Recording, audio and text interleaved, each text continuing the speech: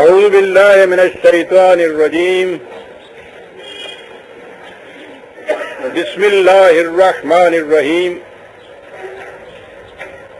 عزیزان گرامی قدر، سب سے پہلے سجدہ شکرانہ بدرگاہ رب العزت کہ اس نے ہمیں پھر یہ توفیق عطا فرمائی کہ ہم اس ذات اقدس و اعظم رحمت للعالمین صلی اللہ علیہ وسلم کی تقریب میلاد منانے کے لیے جمع ہوئے ہیں کہ جس سے بلند مرتبت ہستی آسمان کی آنکھ نے نہ دیکھی اور نہ دیکھا گا.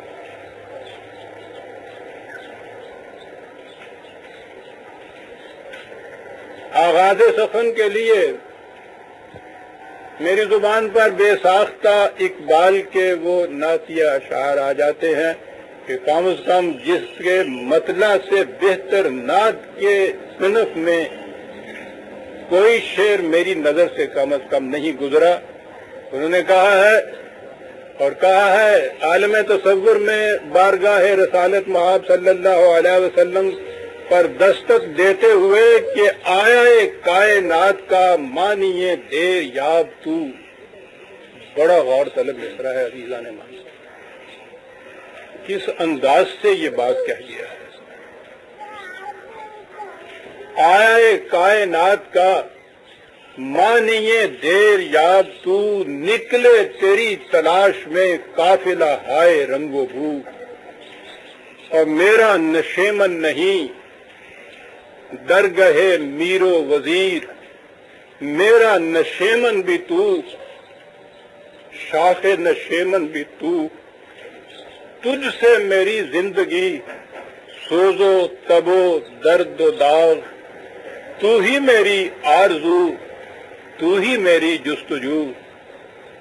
اور اس کے بعد یہ عرض داشت کہ پھر وہ شراب کہن مجھ کو عطا کر کہ میں ڈھونڈ رہا ہوں اسے توڑ کر جام و سبو. چشم کرم ساقیہ دیر سے ہیں منتظر، جلوتیوں کے سبو خلوتیوں کے کدو. حقیقت یہ ہے عزیزان من کہ ملت اسلامیہ امت محمدیہ کے لیے تیوہار تو دو ہی ہیں منانے کے. ایک جشن نزول قرآن کہ جسے عام طور پر عید الفطر یا چھوٹی عید کہا جاتا ہے. حقیقت میں میں سمجھتا ہوں کہ اسے کہنا ہی جشن نزول قرآن چاہیے. اس کے منانے کا حکم تو خود خدا نے دیا ہے. اور دوسری یہ تقریب ہے ظہور نبوی صلی اللہ علیہ وسلم کی نسبت سے. در حقیقت یہ تیوہار ایک ہی سکہ کے دو رخ اور ایک ہی حقیقت کے دو پہلو ہیں. نہ قرآن کو حضور کی ذات اقدس سے الگ کیا جا سکتا ہے اور نہ حضور کو قرآن سے جدا. یہ تو ایک ہی گوہر آبدار کے دو گوشے ہیں. مقصد اس تقریب سے یہ ہوتا ہے کہ سیرت نبی اکرم صلی اللہ علیہ وسلم کا تذکار جلیلہ سامنے آئے. حضور کی ذات اتنی ہمہ گیر اور اتنی پوری کائنات کو اپنے اندر سمیٹے ہوئے ہے کہ کسی ایک نشست میں، اور میں کہوں گا کہ کسی انسان کی ایک زندگی میں شاید یہ ممکن نہیں کہ بہامہ طور حضور کی سیرت کو سامنے لایا جائے. اس کا کوئی ایک ہی گوشہ سامنے لایا جا سکتا ہے. اور جیسا کہ آپ نے دعوت ناموں میں دیکھا ہوگا، آج کی اس تقریب میں یہ گوشہ سامنے لاؤں گا کہ حضور نے نوع انسانی کو کون سی آزادی عطا فرمائی. بڑا اہم گوشہ ہے. اور اس میں آپ دیکھیں گے کہ جس انداز سے انسانیت کو کے بالوں پر کو اس فضائے بسیط میں بے محابہ اٹھنے کی نہ صرف یہ کہ روشنی عطا فرمائی، اس کے بالوں پر میں قوت بھی عطا فرمائی. اس کی مثال دنیا میں کہیں اور نہیں مل سکتی. آزادی یہ وہ متاع گراں بہا ہے جس کے لیے انسان نے کسی قربانی کو بھی کبھی زیادہ قیمتی نہیں سمجھا۔ اس کی خاطر قوموں نے اپنا خون پانی کی طرح بہایا، بڑی بڑی لڑائیاں لڑیں، افراد نے اپنا گھر بار لٹا دیا، قید و بند کی صعوبتیں برداشت کی، دار و رسن کو خندہ پیشانی سے چوما، جلاد کی تلوار کو آگے بڑھ کر سینے سے لگایا۔ انسان نے یہ سب کچھ جھیلا آزادی کی خاطر۔ اس نے آزادی کے مجسمے تراشے، دیوی کی طرح اس کی پرستش کی۔ دنیا کی کوئی قوم نہیں جس نے آزادی کی شان میں حمد و ستائش کے نغمے نہ گائے ہوں اور اس کے چرنوں میں اپنی شردھا کے پھول نہ چڑھائے ہوں۔ غور کیجئے تو انسان کی تمدنی زندگی کی ساری تاریخ حصول و استحکام آزادی کی خون چکاں داستان ہے۔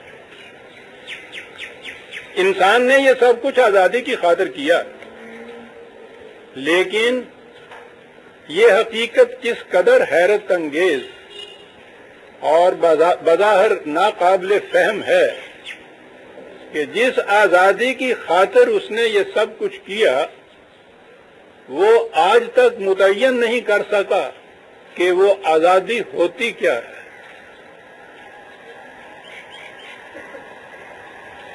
ہمارے ہاں تو چونکہ صدیوں سے تقلید اور جمود کی اس قدر دبیز تہیں ہمارے دماغ پہ مسلط ہو چکی ہیں کہ ہم نے کبھی یہ سوچنے کی زحمت ہی گوارا نہیں کی، شاید ہم میں تو وہ صلاحیت ہی مفقود ہو گئی ہے۔ مغرب کی قومیں جنہوں نے اس موضوع پر بڑی بڑی ضخیم کتابیں لکھی ہیں، متعین طور پر وہ بھی نہیں بتا سکے کہ انسان کی حقیقی آزادی سے مفہوم کیا ہے۔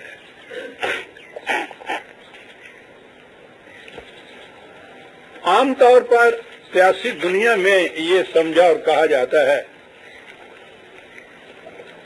کہ کسی قوم پر اگر کوئی غیر قوم حاکم ہو تو اسے غلامی کہا جاتا ہے، اور اگر اس ملک میں اپنی حکومت ہو تو اسے آزادی کہتے ہیں۔ میں اس کے متعلق اپنی طرف سے کچھ نہیں کہنا چاہتا، ذرا اپنے دل کے گوشوں کو ٹٹولیے اور کہیے کہ یہ ٹھیک ہے کہ اگر اپنوں پہ اپنوں کی حکومت ہو تو وہ آزادی ہوتی ہے، لیکن اس کا کیا علاج کہ آزادی کی ڈیفینیشن ہی یہ دی گئی۔ ہندوستان میں تحریک آزادی جب اٹھی تو اس تحریک کی بنیاد اس پہ تھی کہ یہ 7 سمندر پار کیے گوروں کی قوم ہم پر آ کے حکومت کر رہی ہے، یہ غلامی ہے، ہمیں اس سے آزادی حاصل کرنا چاہیے، اور آزادی یہ کہ ہمیں اپنی حکومت آپ قائم کرنا چاہیے۔ اس کے لیے دلیل یہ دی جاتی تھی کہ یہ انگریز، یہ برطانیہ والے 7 سمندر پار سے آ کر ہندوستان کی ایک ایک پائی نچوڑ کر اپنے ملک میں لے جاتے ہیں، ہمیں کلاش بنا جاتے ہیں۔ گویا بات اتنی ہی تھی کہ وہ یہاں کی مال و متاع اپنے ہاں لے جاتے ہیں۔ ہمارے ہاں پاکستان میں بھی آپ نے اس قسم کی آوازیں سنی ہوگی، اور یہ خاص طور پہ ایک سازش کے ماتحت یہ اٹھائی جاتی ہیں کہ اصل بات یہ تھی کہ ہندو کی تنگ نظری نے ہمیں مجبور کر دیا تھا کہ ہم علیحدہ ہو جائیں، اور دوسرے یہ کہ ہندوستان میں رہتے ہوئے مسلمان کے لیے معاشی میدان بہت تنگ ہو چکے ہوئے تھے، ملازمتوں میں ان کو تناسب کے اعتبار سے حصہ نہیں ملتا تھا، صنعتوں میں ان کا کوئی درک نہیں ہوا کرتا تھا، مفلسی تھی، غریبی تھی، تو گویا ہم نے بھی اس لیے یہ پاکستان حاصل کیا ان آوازوں کی روح سے کہ اس کا مسئلہ معاشی مسئلہ تھا، یہ سارا سوال روٹی کا سوال تھا۔ معاشی کلیدیں ہمارے ہاتھ میں آ جائیں تو آزادی ہے، وہ دوسروں کے ہاتھ میں ہو تو غلامی ہوتی ہے۔ گویا روٹی کی طرف سے اگر پریشانی نہ ہو، بے فکری ہو جائے تو اسے آزادی کہا جاتا ہے۔ اور آپ غور کیجئے کہ روٹی کی طرف سے سب سے زیادہ بے فکر تو غلام ہوتا ہے۔ اس کی روٹی کی فکر اس کے آقا کو ہوتی ہے، اور بڑی فکر ہوتی ہے کہ وہ کمزور نہ ہو جائے۔ کمزور ہو گیا تو وہ ہمارے کام کے قابل نہیں رہے گا۔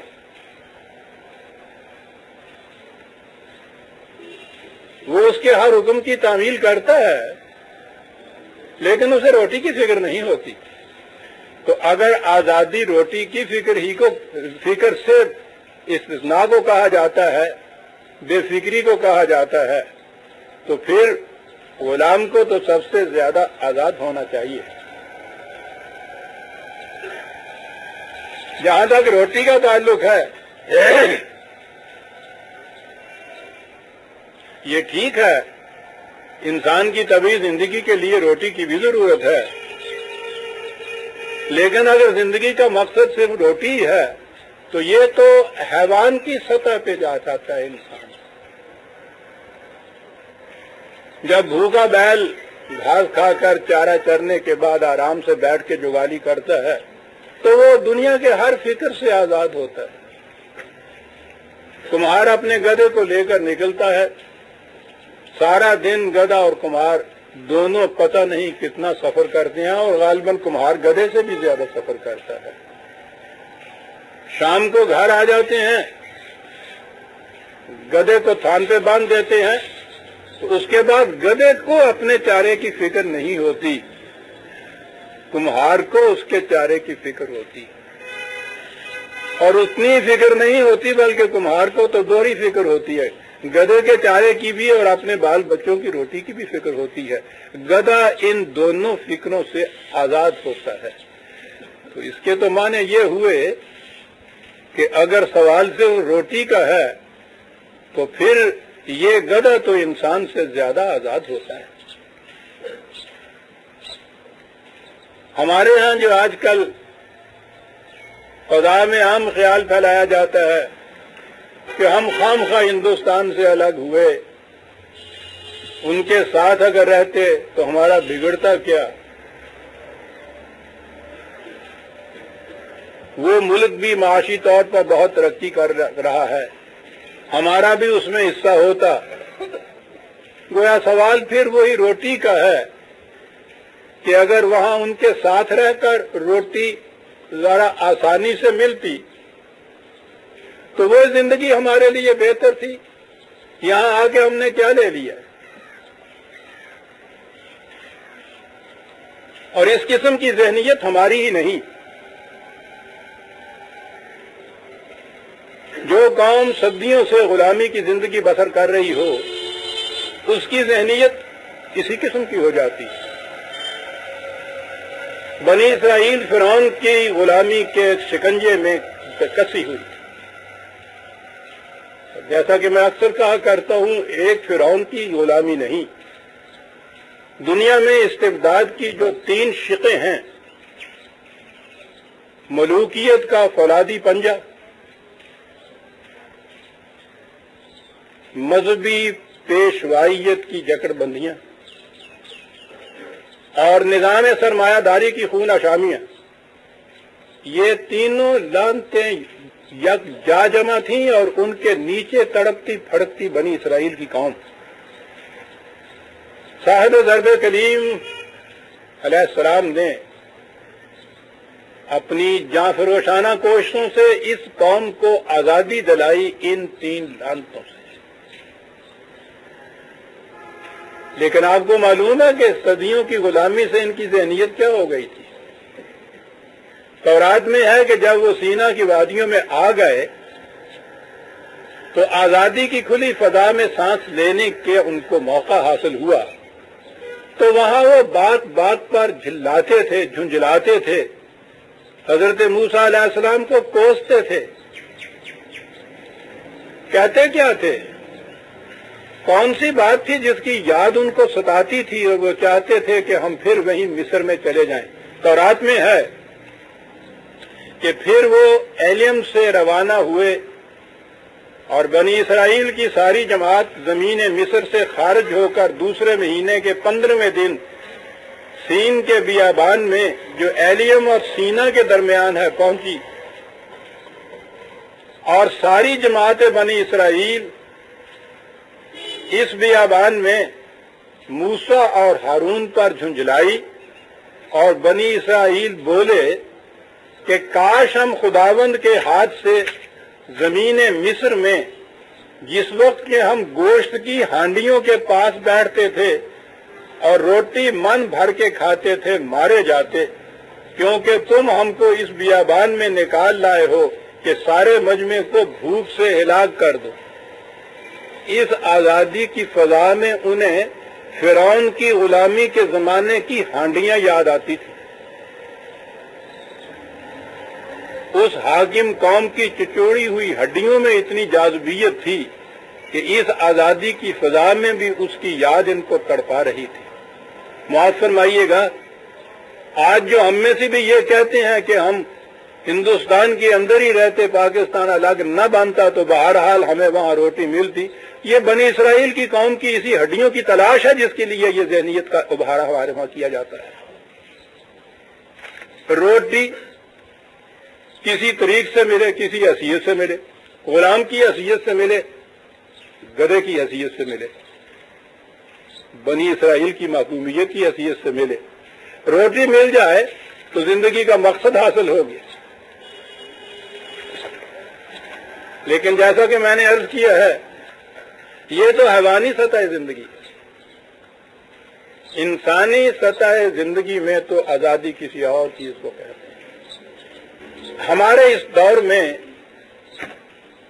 جہاں علم کے مختلف گوشوں نے خاصی ترقی کی ہے، ان میں ایک شاخ ایسی ہے جس میں جس قدر ریسرچ ہو رہی ہے، میں دیکھ رہا ہوں کہ وہ قرآن کریم کے سمجھنے میں بڑی ممد و معاون ہو رہی ہے، اور وہ ہے سائیکالوجی کی۔ خود قرآن کریم نے ہمیں کہا تھا کہ سنریہم آیاتنا فی الآفاق وفی انفسہم حتی یتبین لہم انہ الحق، کہ قرآن کریم کے اسرار و غوامض ان کی کیفیت یہ ہے کہ جوں جوں علم انسانی کی سطح بلند ہوتی چلی جائے گی وہ حقائق کا انکشاف کرے گی، اور ہر حقیقت جو اس طرح سے منکشف ہوگی وہ قرآن کے کسی دعوے کی صداقت کا ثبوت بنے گی۔ بڑی عظیم حقیقت ہے۔ آفاق میں، خارجی کائنات میں تو بہرحال ان کے ہاں کی پہلے سائنس کے مختلف شعبے بہت کچھ کر چکے تھے۔ انفس یعنی نفسیاتی دنیا میں، سائیکی کی دنیا میں، انسانی ذات کی دنیا میں یہ جد و جہد حال ہی میں شروع ہوئی ہے۔ سائیکالوجسٹ یا سائیکو اینالسٹ جن کو کہتے ہیں، وہ اس میدان کے اندر آگے جا رہے ہیں۔ اس وقت میرے سامنے، آپ کو یاد ہے میں اکثر ایرک فرام کا ذکر کیا کرتا ہوں کہ لیٹسٹ سائیکو اینالسٹ جو ہے وہ اس کے مقام کا دوسرا نہیں اس وقت۔ آزادی کے مفہوم پہ اس نے دو اصطلاحیں دی ہیں ہمیں، اور میں سمجھتا ہوں کہ وہ بڑی جامعیت سے اس کے صحیح مفہوم کو واضح کر دیتی ہے۔ وہ کہتا ہے ایک تو فریڈم فرام ہوتا ہے، یعنی زندگی کی ضروریات سے مستغنی کر دینا، بھوک سے بے فکری دے دینا، روٹی کپڑے مکان سے بے فکری دے دینا، فریڈم فرام وانٹ، احتیاج سے فریڈم۔ وہ کہتا ہے اس کے اندر تو انسان اور حیوان دونوں مشترک ہوتے ہیں۔ حیوان کو، غلام کو آپ فریڈم فرام دے دیتے ہیں، زندگی کے احتیاجات سے فریڈم، آزادی، بے فکری، پریشانی نہیں ہوتی۔ لیکن وہ کہتا ہے کہ انسانیت کی سطح میں فریڈم ٹو نہایت ضروری چیز ہے۔ Freedom to think, freedom to decide, freedom to act, freedom to choose, بہت جامع اصطلاحیں ہیں۔ وہ کہتا ہے اصل چیز انسان کے لیے یہ دیکھنے کی ہے کہ فریڈم ٹو اسے کتنی حاصل ہے.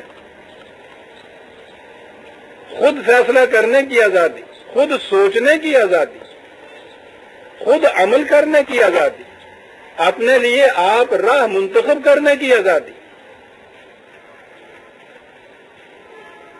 آپ یہ دیکھیں گے کہ حضور نبی اکرم صلی اللہ علیہ وسلم نے جو نظام دنیا کے اندر نافذ کیا وحی کی بنیادوں پر، اس میں فریڈم فرام کو بھی نظر انداز نہیں کیا کہ زندگی تو اس کے سہارے قائم ہے. اصل مقصد انسان کی زندگی کا اس کی ذات، اس کی خودی، اس کے نفس کی نشو و نما ہے، لیکن موجودہ سطح زندگی پر وہ جسم کے اندر رہتے ہوئے ہی ممکن ہے. اس لیے جسم کی پرورش اور نشو و نما بھی نہایت ضروری ہے. جیسے مسافر کے لیے منزل تک پہنچنے کے لیے گھوڑا ضروری ہوتا ہے، گھوڑا یا ریل گاڑی مقصود بذات نہیں ہوتی، ایک مقصد تک پہنچانے کا ذریعہ ہوتی ہے، لیکن اس ذریعے کا ایفیشنٹ ہونا نہایت ضروری ہے. گھوڑے کا توانا ہونا ضروری ہے، موٹر کا ایفیشنٹ ہونا نہایت ضروری ہے. یہ پہلا مقصد ہے، یہ بھی نہایت ضروری ہے، یہ فریڈم فرام ہے، لیکن یہ مقصود بذات نہیں، یہ فریڈم ٹو حاصل کرنے کے لیے ذریعہ ہے. میں نے جو ابھی عرض کیا ہے، غلامی کے زمانے میں بھی آقا غلام کو روٹی دیتا تھا، اپنے مویشیوں کو، اپنے مال کو، اپنے گدھوں کو. آج کا کسان، آج کا کمہار بھی روٹی دیتا ہے. فریڈم فرام والی بات جو ہے یہ ملتی ہے، فرعون بھی دیتا تھا. یہ جو فریڈم ٹو کی صورت ہے، اس کی محکومی اور غلامی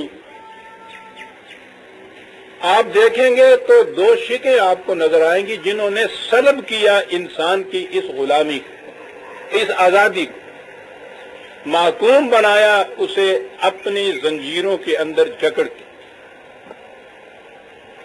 یہ دو گوشے یا دو گروہ، ایک تو حکمران طبقہ اور ایک مذہبی پیشوائیت کا طبقہ. بظاہر تو جیسا میں نے ابھی عرض کیا ہے یہ دونوں متوازی اور برابر کے طبقے نظر آئیں گے، لیکن در حقیقت غور کیجئے تو نظر آئے گا کہ مذہبی پیشوائیت کی غلامی ملوکیت کی غلامی سے کہیں زیادہ شدید اور تیز تر ہے، اور ان دونوں میں بڑا لطیف فرق ہے.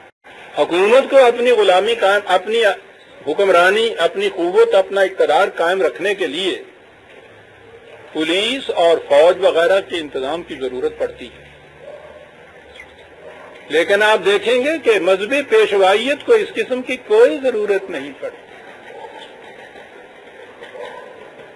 کتنی عمدہ قسم کی یہ حکومت ہے، نہ فوج کی ضرورت، نہ پولیس کی حاجت، نہ کسی کی نگرانی کی ضرورت، اور حکومت اس انداز کی کہ اگر کہیں کسی کے دل کی گہرائیوں میں بھی یہ حضرت صاحب کے خلاف کوئی خیال گزرے، کانپتا ہے، ڈرتا ہے، تڑپتا ہے، روتا ہے، گر گڑاتا ہے، پاؤں آگے پڑ جاتا ہے کہ حضرت صاحب معاف کر دیجئے، غلطی ہو گئی مجھ سے.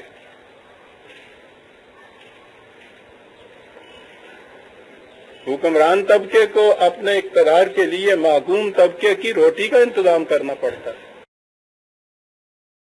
اور یہ بڑا نازک معاملہ ہوتا ہے.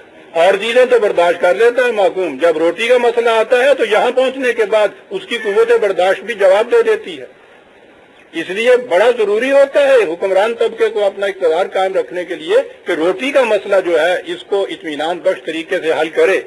لیکن مذہبی پیشوائیت میں یہی نہیں کہ انہیں ان کی روٹی کی فکر ہوتی ہے، بلکہ انہیں ان کی روٹی کی فکر ہوتی ہے.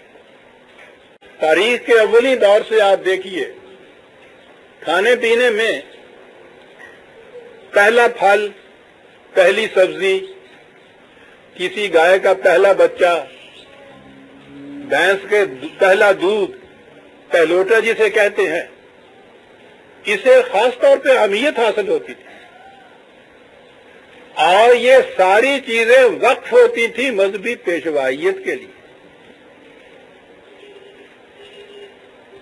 آج بھی جس تکلف سے نظر و نیاز کی دیکھ پکتی ہے، غالباً شادی کی دیکھ بھی اس کا مقابلہ نہیں کر سکتی۔ سب سے عمدہ چنگا چوکھا جنوں کہنے، بہترین ذریعے سے عمدہ ترین چیزیں ڈالنے کے بعد آگاہ کے سب سے پہلے حضرت کے پیش کی جاتی ہے۔ ان کا ذریعہ معاش اور ہوتا ہی کوئی نہیں، ان کو ضرورت ہی نہیں ہوتی، کمانے والے یہ سینکڑوں ہزاروں پھر رہے ہیں۔ وہ اس نے پوچھا محنت کش نے مولوی صاحب سے کہ میں تو اتنی محنت کرتا ہوں، شام کو 1 روپیہ ملتا ہے، یہ آپ کی دولت کون سی ہے؟ کہنے لگے یہ جتنے لوگ پھر رہے ہیں یہ سب میری دولت پھر رہی ہے۔ کہنے لگے وہ کیسے پھر رہی ہے؟ کہنے لگے ایسی دولت کہ جس میں کمی کبھی کوئی نہیں آ سکتی، ان میں سے جو مرے گا 5 روپے دے گا۔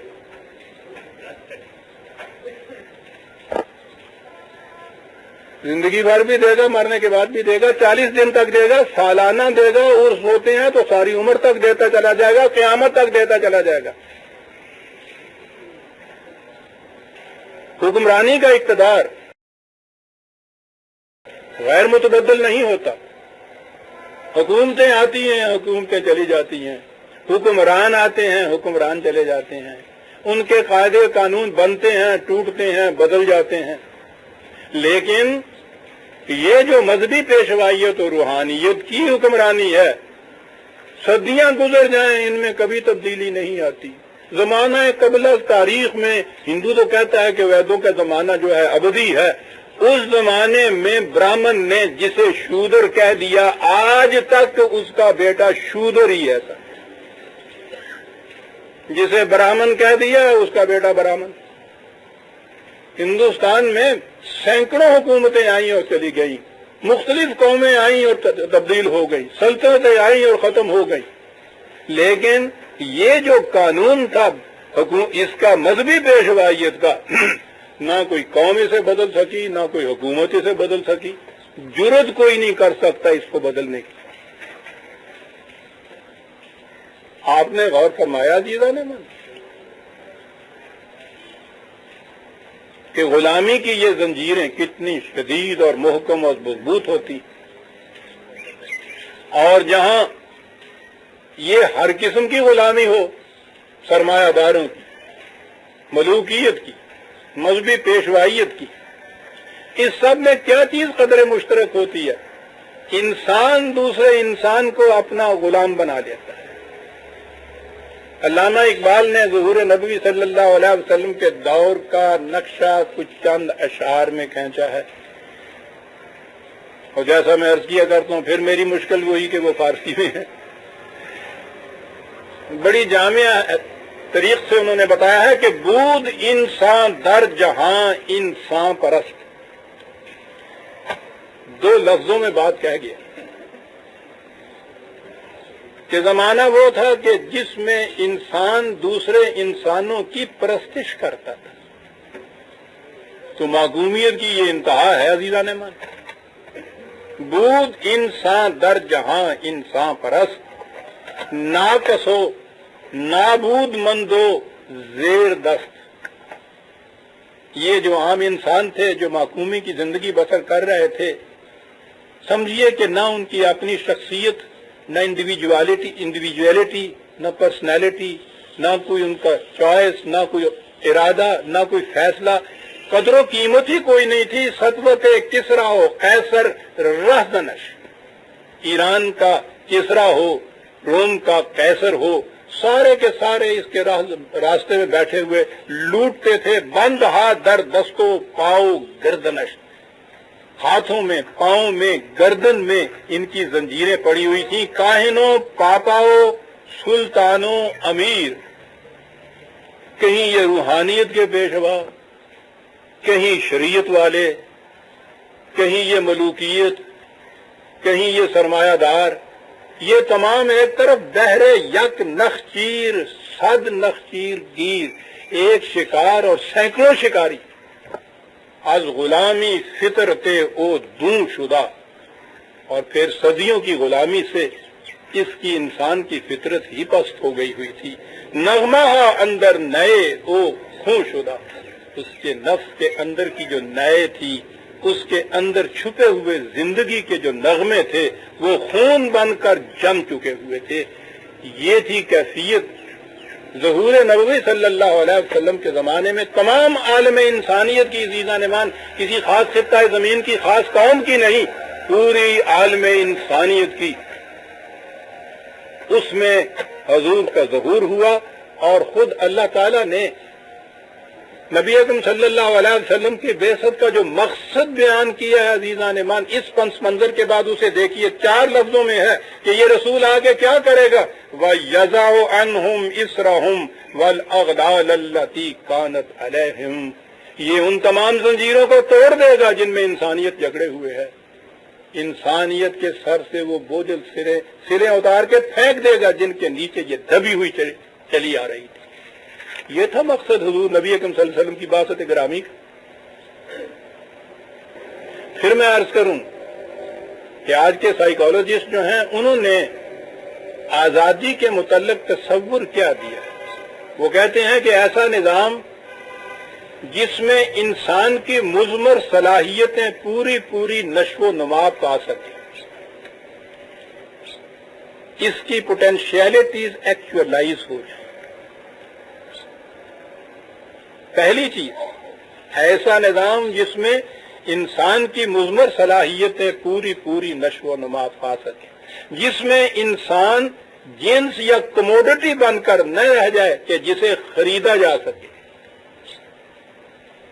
جس میں کوئی انسان کسی دوسرے انسان کے مقصد کے بروئے کار لانے کا ذریعہ یا آلہ نہ بن جائے، کسی اور کے پرپس کو اچیو کرنے کا انسٹرومنٹ نہ ہو، ہر فرد بذات خود اپنا مقصد ہو، کسی دوسرے کے مقصد کے حاصل کرنے کا ذریعہ نہ ہو، ہر فرد کی انفرادیت قائم رہے، اور انہوں نے کہا کہ ہر انسان کا احترام قائم رہے۔ اور عزیزان من، یہ آج 20ویں صدی میں جا کے فکر انسانی نے اتنی کاوشوں کے بعد جو تصور دیا ہے، قرآن کریم نے 1400 سال پیچھے 2 لفظوں میں کہہ دیا کہ وَلَقَدْ كَرَّمْنَا بَنِي آدم، ہر انسان ہونے کی جیسے یکساں واجب و تکریم ہے۔ اسے کہتے ہیں آزادی، انسان ہونے کی جیسے، پیدائش کے اعتبار سے کوئی اضافی نسبت نہیں ہے، ہر بنی آدم، ہر انسان واجب و تکریم ہے یکساں طور پر۔ یہ ملوکیت کی جابر قوتیں دوسرے اپنے ہی جیسے انسانوں کو محکوم کیسے بنا لیتی تھی؟ میں نے کہا کہ تاریخ کی بات سامنے آئے گی، کیوں کہے بنا لیتی تھی، کیسے بنا لیتی ہیں؟ اسی طرح جس طرح سے کہ سرکش میں رنگ ماسٹر شیر جیسے قوی ہیکل انسان جانور کو اپنے اس ایک ہنٹر کے تابع رکھتا ہے، پتہ ہے اس کو سدھاتے کس طرح شیر کو بھوکا رکھتے ہیں، جب تک اس کے اشارے کے مطابق وہ حرکت نہیں کرتا روٹی نہیں دیتے، اور پھر اتنا پختہ کر دیتے ہیں اس کو کہ جو ہی وہ اشارہ کیا اس نے وہی حرکت سرزد کی تاکہ اس کے بعد اسے روٹی مل جائے۔ صاحب اقتدار کرتا کیا، وہ کہتا انا ربکم الاعلی، فرعون کا یہ قول۔ فرعون تو قرآن نے بھی بطور ایک مثال کے پیش کیا ہے، ہر دور کا فرعونیت کسی خاص دور یا خاص فرد یا خاص نظم کے تحت تابع نہیں ہے، ہر استبداد کا نام فرعون ہے، خواہ وہ کسی دور میں ہو اور کسی انسان کے ہاتھوں قائم ہو۔ انا ربکم الاعلی کہا کہ کس طرح سے ربکم الاعلی کا دعویٰ، سب سے بڑا تمہارا آقا میں ہوں۔ کہا آپ کیسے کہتے ہیں؟ کہا الیس لی ملک مصر وہذہ الانہار تجری من تحتی، یہ ملک مصر کی ساری زمینیں اس کے اندر بہنے والے دریا، یہ تمہارے رزق کے سرچشمے اگر میری ملکیت میں نہیں ہے تو کس کی ملکیت میں ہے؟ لہذا فرعونیت کا استبداد قائم اس بنا پر رہتا ہے کہ رزق کے سرچشموں کو ذاتی ملکیت میں لے لیا جائے۔ جتنے پیمانے پر کوئی ان کو اپنی ذاتی ملکیت میں لے گا، اتنے پیمانے پر اس کی حکمرانی قائم ہوگی، اور جو اس کے تابع بسیں گے اتنے پیمانوں کے مطابق وہ غلام اور محکوم ہوں۔ عام گاؤں کا ذمہ دار ہو، 50-100 ایکڑ کا مالک، وڈیرا ہو ہزاروں کا میٹر، مملکت ہو لاکھوں کروڑوں کی مالک، جتنے بھی حد تک و مقدار تک رزق کے سرچشمے کو کوئی اپنے گرفت میں لے لے گا، اسی نسبت سے اس کی حکمرانی قائم ہو جائے گی، اور اسی نسبت سے غلامی کے جوئے دوسروں کی کندھوں پہ ڈال دیے جائیں گے۔ قرآن کریم نے جب آزادی کا نظام بخشا تو سب سے پہلے اس نے کیا کہا؟ زمین ہی تو ہے سرچشمہ رزق کا۔ یہی نہیں کہ زمین میں سے صرف یہ اجناس اگتے ہیں، یہ ساری معدنیات، تمام وہ چیزیں جن پہ انڈسٹریز وغیرہ آپ کی قائم ہے، ساری زمین سے نکلتی۔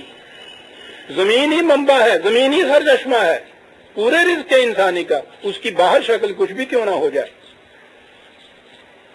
اور زمین پہ ذاتی ملکیت ہے نا، کہ جس نے، میں نے ابھی عرض کیا کہ غلامی کی بنیاد رکھی، اس نے آ کے یہ انقلاب آفری اعلان کیا کہ الارض للہ، زمین پر کسی کی ذاتی ملکیت نہیں ہو سکتی۔ خدا نے اسے پیدا کیا ہے، یہ صرف اس کی ملکیت میں رہے گی۔ اور یہ جو زمین آپ کے سامنے ہے، اس کا مقصد کیا ہوگا؟ سواء للسائلین، ہر ضرورت مند کی ضرورت پوری کرنے کے لیے یکساں طور پر کھلی رہے گی۔ ان آیات کو ہم دیکھ کے یوں ہی آگے گزر جاتے ہیں عزیزان مان۔ بڑی بنیادی چیز ہے، بہت عظیم انقلاب دنیا کے اندر لے آئے یہ 2-4 لفظ جو ہیں۔ اور پھر حضور نبی اکرم صلی اللہ علیہ وسلم نے اس کی جو تشریح فرمائی ہے، غور فرمائیے۔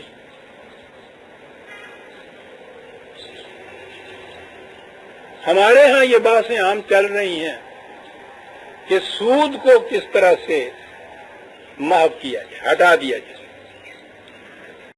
لیکن نگاہ ہماری بینکس کے اوپر ہی جاتی۔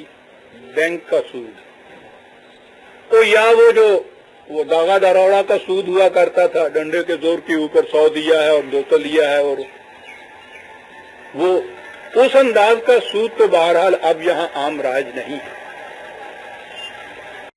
لیکن سود کہتے کس سے؟ 1000 روپے کسی ضرورت مند کو نقد دے کے اس پہ سے 10 روپے نقد لے لینا، یہ ہمارے ہاں شریعت کی ڈیفینیشن میں بھی اور ہمارے ہاں کی اقتصادیات میں بھی سود کہلاتا ہے۔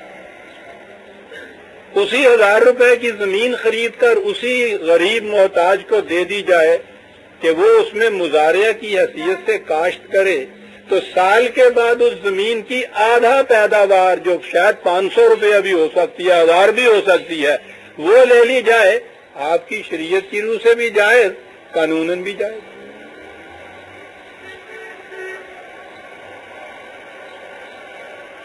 اسی 1000 روپے کو کسی کاروباری کے ساتھ ملا کے انویسٹ کر دیا جائے، جسے سلیپنگ پارٹنر کہتے ہیں، اس کے منافع میں سے 50%، یہ بھی جائز اور حلال طیب۔ قصہ سارا بینک کے سود کا۔ یہ سب کچھ زمین کی بٹائی، زمین کا کرایہ۔ عزیزان مان، قرآن نے کہا کہ زمین پر ذاتی ملکیت نہیں ہو سکتی۔ حضور نبی اکرم صلی اللہ علیہ وسلم نے اس کی تشریح کس طرح فرمائی، سنیے غور سے۔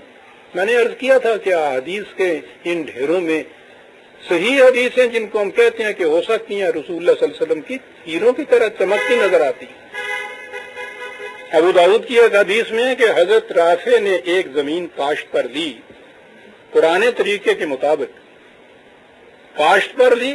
وہ اس کی آبیاری کر رہے تھے کہ حضور ادھر سے گزرے اور پوچھا کہ یہ کھیتی کس کی ہے اور زمین کس کی ہے؟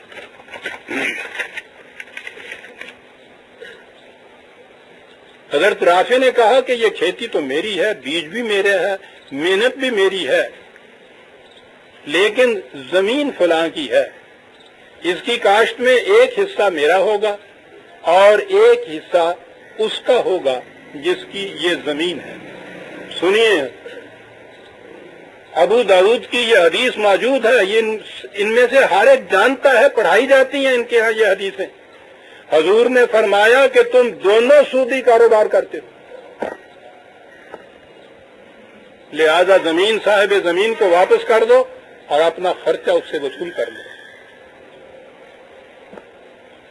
آج آپ کی شریعت میں زمین کی بٹائی اور کرایہ شیر مادر کی طرح حلال ہے۔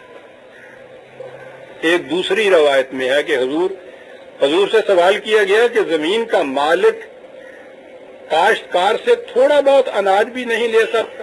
فرمایا بالکل نہیں۔ پھر سوال کیا گیا کہ اچھا غلہ نہ صحیح بھوسا تو لے سکتا ہے؟ فرمایا بالکل نہیں۔ جب زمین پر اس کی ملکیت ہی نہیں تو وہ کس چیز کا لے گا؟ زمین خدا کی پیدا کردہ،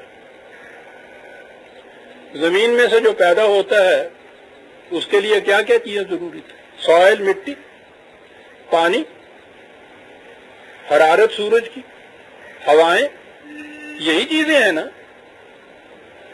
اور ایک چیز صرف کاشتکار کی محنت۔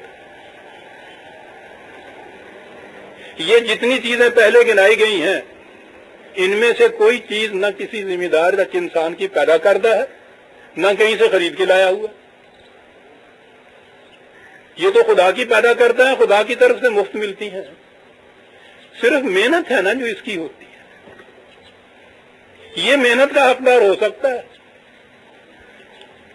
اسی لیے قرآن نے دوسرے مقام پہ یہ کہا ہے، یہ سب کچھ گنانے کے بعد اللہ تعالیٰ نے کہا ہے کہ فصل کاٹنے کے وقت تم اپنی محنت کا حصہ لے لو، خدا کا حصہ خدا کو دے دو، یعنی ان کو دے دو کہ جن کے پاس روٹی نہیں ہے۔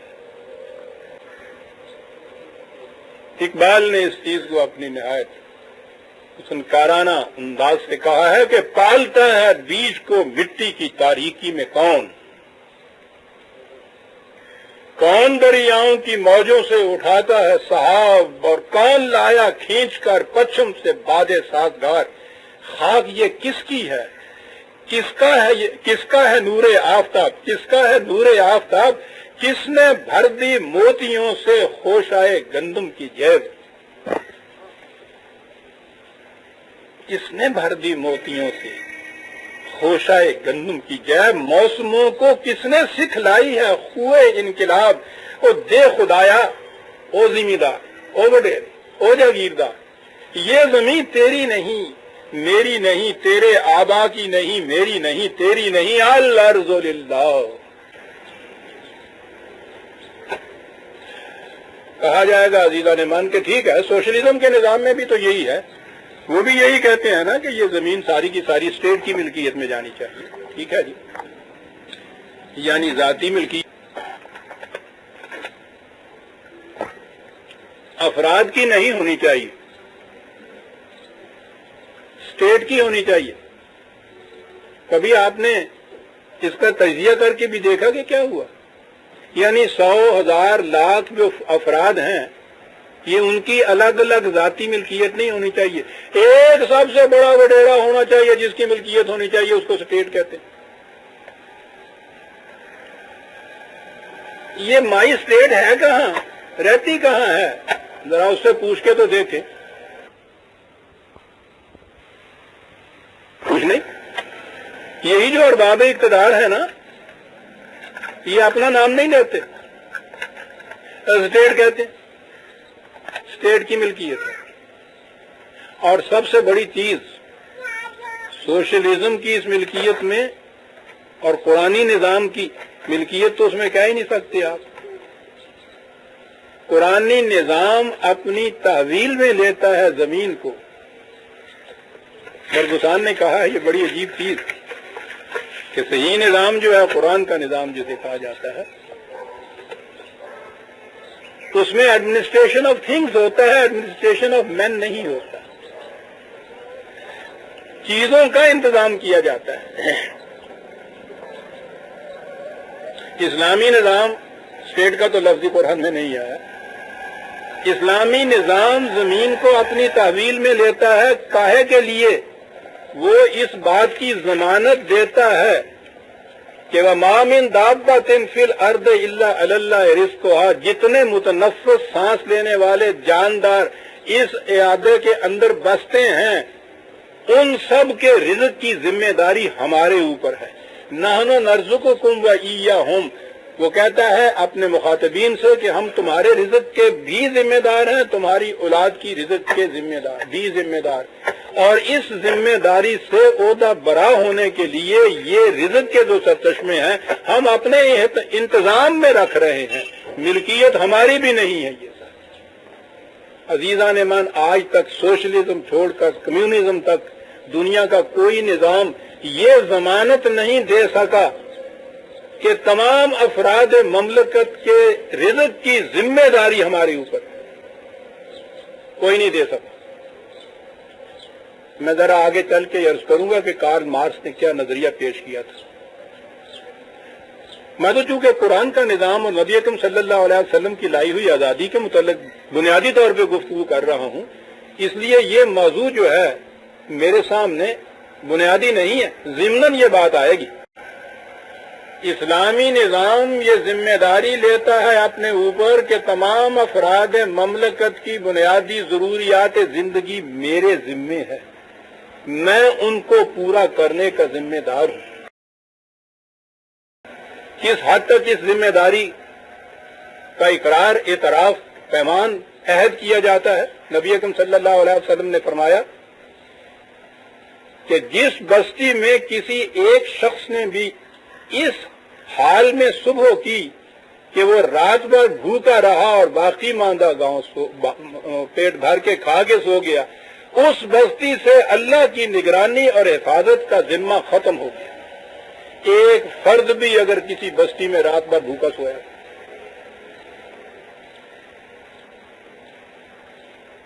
دوسری جگہ آپ نے فرمایا کہ جس شخص کو اللہ مسلمانوں کے بعض امور کا نگران بنا دے اور وہ لوگوں کی ضروریات اور احتیاجات کی طرف سے لاپرواہی برتے تو اللہ تعالیٰ اس کی ضروریات اور احتیاجات کی طرف سے لاپرواہی برتے. ایک اور مقام پہ حضور نے فرمایا کہ جو امیر ضرورت مندوں، محتاجوں، مسکینوں پر اپنے دروازے بند کر لیتا ہے، اللہ تعالیٰ اس کی ضروریات اور احتیاجات کے لیے آسمان کے دروازے بند کر دیتا ہے. یہ ہے اسلامی نظام جو اپنی تحویل میں لیتا ہے رزق کے سرچشموں کو. نبی اکرم صلی اللہ علیہ وسلم نے اپنی بے مثال تعلیم اور بے نظیر تربیت سے ایک جماعت پیدا کی تھی کہ جن کے ذات کی نشو و نما قرآن کے پیمانوں کے مطابق ہوئی تھی. یہی ہیں جو حضور کے متبعین ہیں، جو حضور کے بعد آئے، جو سکسیسرز ہیں، خلفائے راشدین، جو جماعت صحابہ کی ہے. ان کا کیا انداز تھا؟ حضرت عمر رضی اللہ تعالیٰ عنہ امیر مملکت، 22 لاکھ مربع میل پر مملکت پھیلی ہوئی تھی. ایک دن مصر کا گورنر آیا تو آپ کھانا کھا رہے تھے. اس نے دیکھا کہ آپ جو کی روٹی کھا رہے ہیں. اس نے کہا کہ اب تو مصر سے اتنا گیہوں آ رہا ہے کہ آپ گیہوں کی روٹی کھا سکتے ہیں، تو آپ جو کی روٹی کیوں کھاتے ہیں؟ سنیے عزیزان من، آپ نے کہا کہ مجھے اس کا تو یقین ہے کہ مملکت کے ہر فرد کو جو کی روٹی مل رہی ہے. جس دن مجھے تم اس چیز کا یقین دلا دو گے کہ مملکت کے ہر فرد کو گیہوں کی روٹی مل رہی ہے، عمر اس دن گیہوں کی روٹی کھائے گا. اس سے پہلے نہیں کھا سکتے. آذربائیجان جب فتح ہوا ہے تو وہاں کے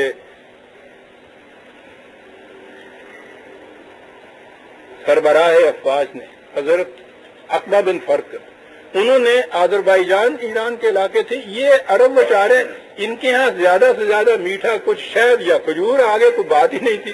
وہ ایران کا ملک تھا، نہایت اعلیٰ درجے کی مٹھائیاں تھیں، انہیں کچھ مٹھائی بہت اچھی لگی، ایک ٹوکرا بھیج دیا بارگاہ خلافت میں بھی، آپ نے چکھا تو پسند آئی کہ بہت اچھی ہے۔ لانے والے سے پوچھا کہ یہ مٹھائی وہاں تمام سپاہیوں کو دی گئی ہے؟ انہوں نے کہا کہ نہیں، یہ تو آپ کے لیے بھیجی ہے، عام سپاہیوں کو تو نہیں۔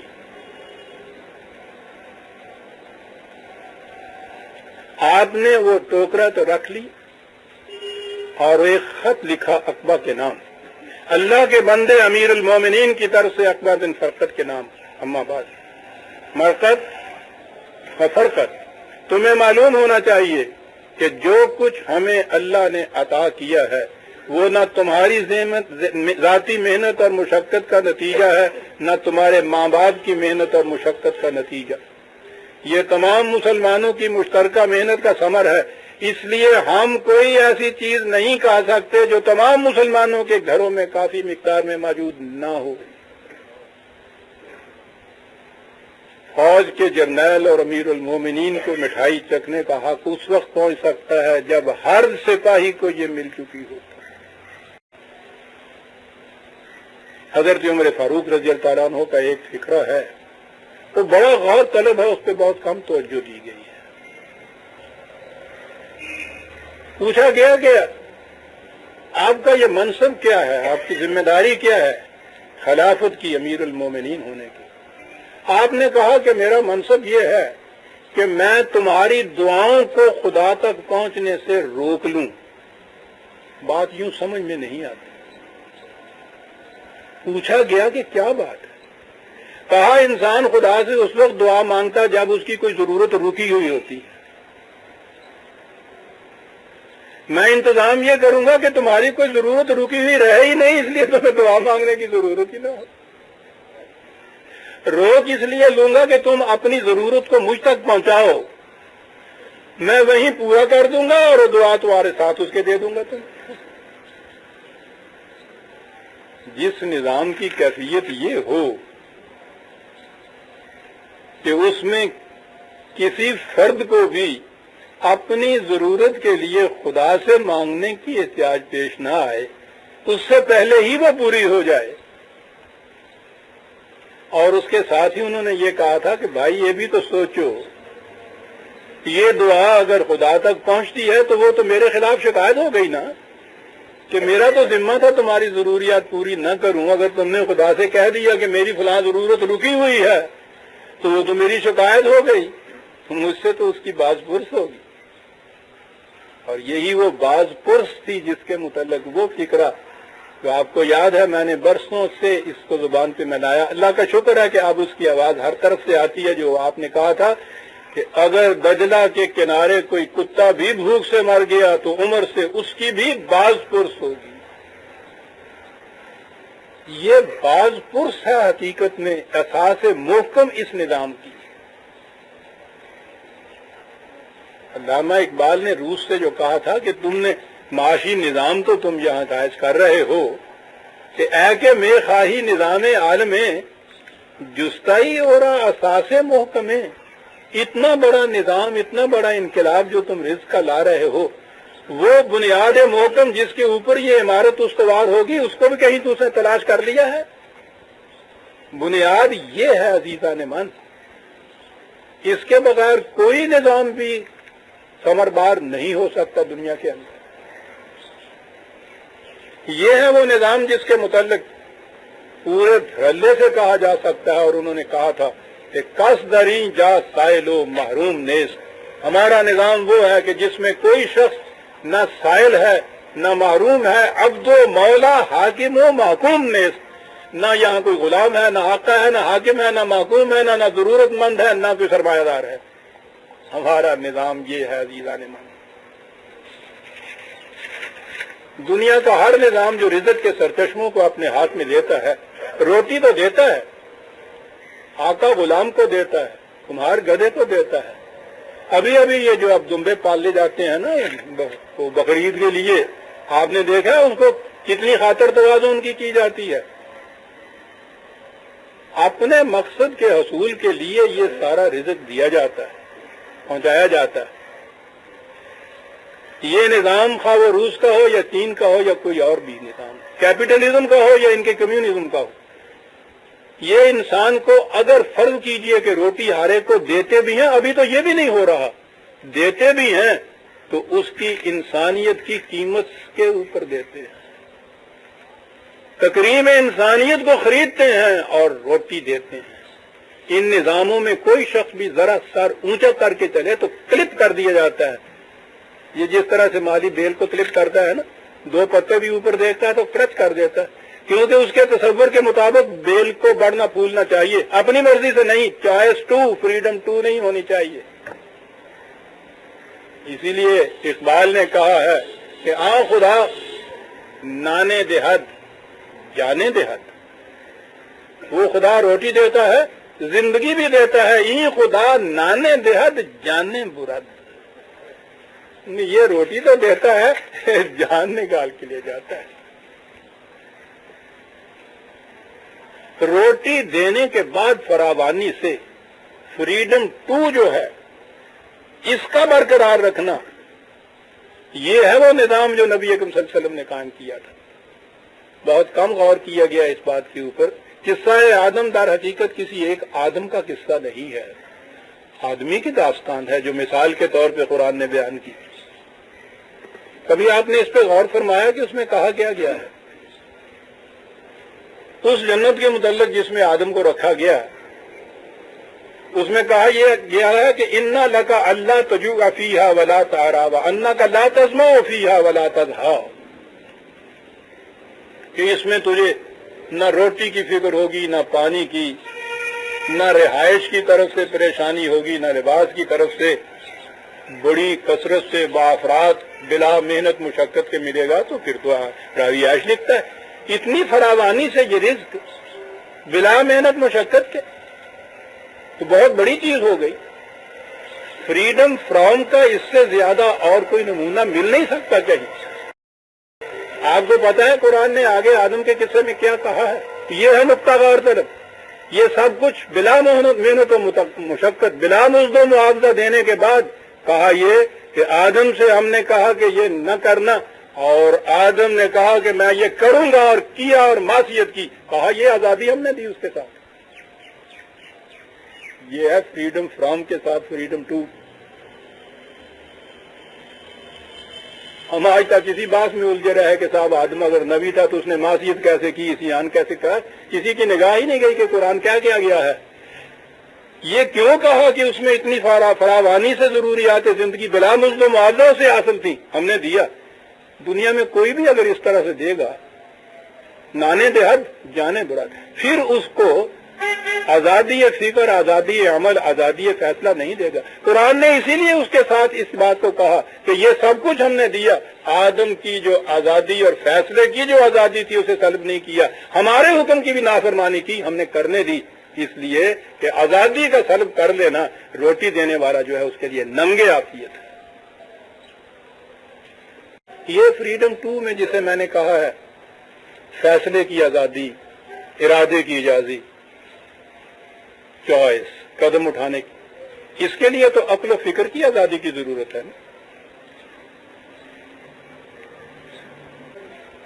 اگلے دنوں میں نے یہ عرض کیا تھا ریزن کی ڈیفینیشن ان لوگوں کے ہاں ٹو تھنک آبجیکٹولی، ہر قسم کے تاثرات سے جڑا الگ ہو کر سوچنا کسی چیز کے متعلق. ہمارے ہاں ایمان کا ترجمہ فیتھ کیا جاتا ہے.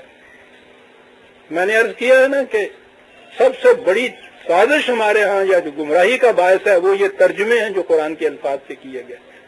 اور پھر انگریزی میں فیتھ تو انگریزی میں کہتے ہیں آنکھیں بند کر کے، کان بند کر کے، دل بند کر کے کسی چیز کو اندھے طور پر مان لینا، فیتھ. ہمارے ہاں بھی کہا جاتا ہے کہ ایمان جو ہے وہ تو آنکھ بند کر کے ماننے کا نام ہے، عقل و فکر کا اس میں دخل نہیں ہے. تو اگر عقل و فکر کو سلب کر کے کوئی چیز منوائی جائے تو فریڈم 2 باقی کہاں رہی؟ وہ تو سرچشمہ فریڈم 2 کا آپ نے اس سے سلب کر لیا.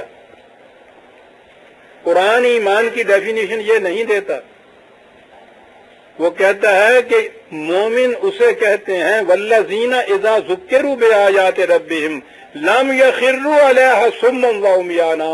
مومن وہ ہے کہ اور تو اور اس کے سامنے خدا کی آیات بھی پیش کی جائیں تو وہ اندھا بہرا گنگا بن کر ان کے سامنے نہیں جھک جاتا، نہیں جھک جاتا اس کے سامنے اندھا بہرا بن کر. عقل و فکر کی روح سے ان کو قبول کرتا ہے. ایمان فیتھ نہیں ہے، کنوکشن ہے.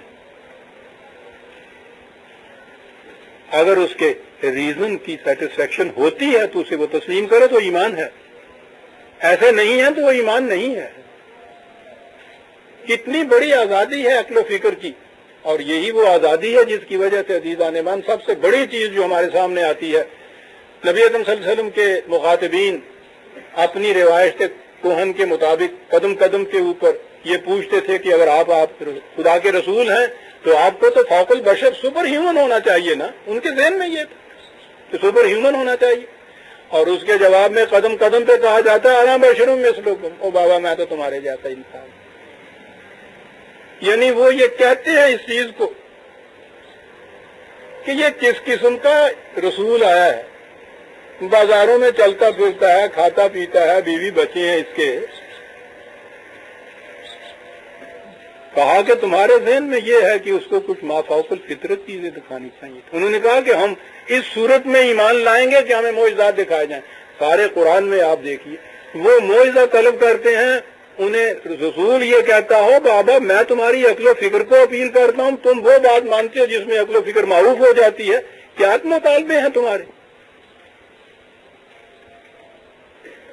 معجزہ دکھا کے، معجزے کو تو مانے عاجز کر دینا، انسانی عقل کو عاجز کر دینا.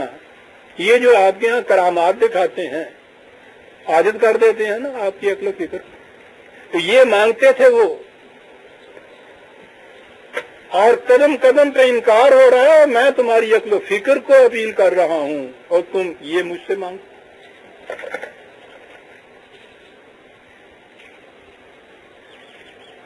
اقبال نے کہا بڑا قلندر ایم کرامات ما جہانگیر جہاں بھی نیست. کیا بات ہے کلندر کی. ہم مرد آزاد ہیں، میری کرامت دنیا کو اپنی آنکھوں سے دیکھنا ہے. زما نگاہ طلب کیمیا میں جوئی، میرے پاس کیمیا لینے سے تلاش کرنے کے لیے آتا ہے. مجھ سے کہو کہ نگاہ ادا کر مجھے. پیغمبر ان سے یہ کہتا تھا، معجزے کی بات نہیں ہے. خود دکھانا تو ایک طرف ایک واقعہ آتا ہے عزیزان ایمان. کیا بات ہے.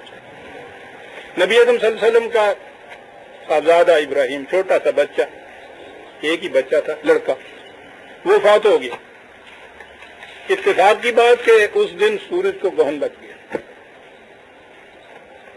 اس زمانے کی تو بات اور چھوڑیے، 1500 سال پہلے کا زمانہ.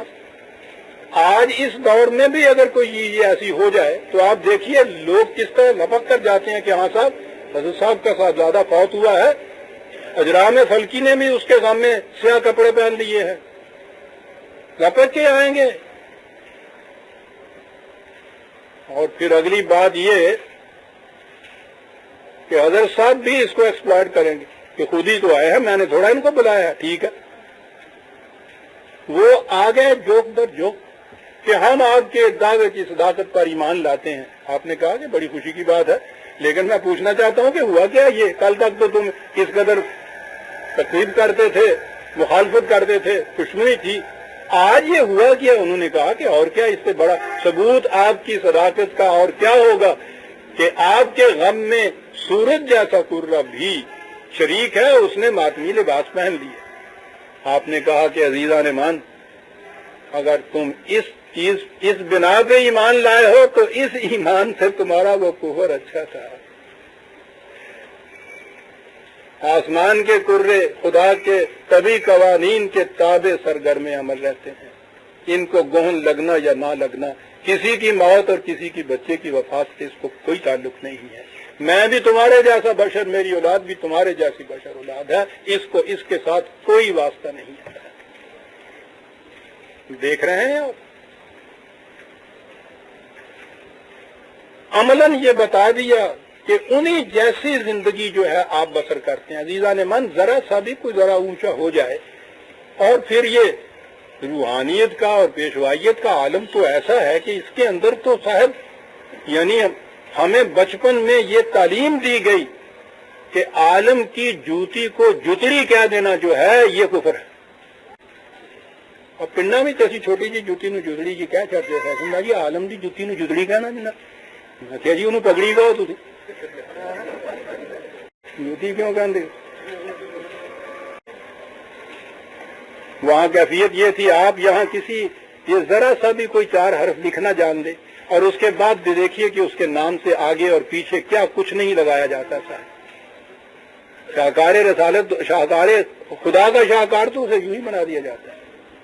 نبی اکرم صلی اللہ علیہ وسلم کو ایک دفعہ کسی نے خطاب کرتے ہوئے سیدنا کہہ دیا، اے ہمارے آقا، فوراً روک دیا. کہا تیرا اور میرا دونوں کا آقا وہ خدا ہے، کوئی انسان کسی دوسرے کے انسان کا آقا نہیں ہوتا، مت سید کہو مجھے.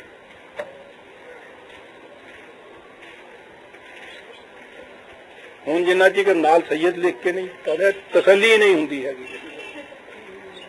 سید نہ روک دیا. ایک دفعہ ایک شخص باہر سے بدو آیا، جلالت مرتبت سے خود ہی احساس اس کو ہوا، کچھ کانپنے لگ گیا. آپ اٹھے، گلے سے لگایا، کہا گھبراؤ نہیں، تمہیں پتا نہیں میں تو اس عورت کا بیٹا ہوں جو سوکھا ہوا گوشت پکا کے آپ بھی کھایا کرتی تھی، مجھے بھی کھلایا کرتی تھی، تم گھبرا کیوں گئے مجھ سے؟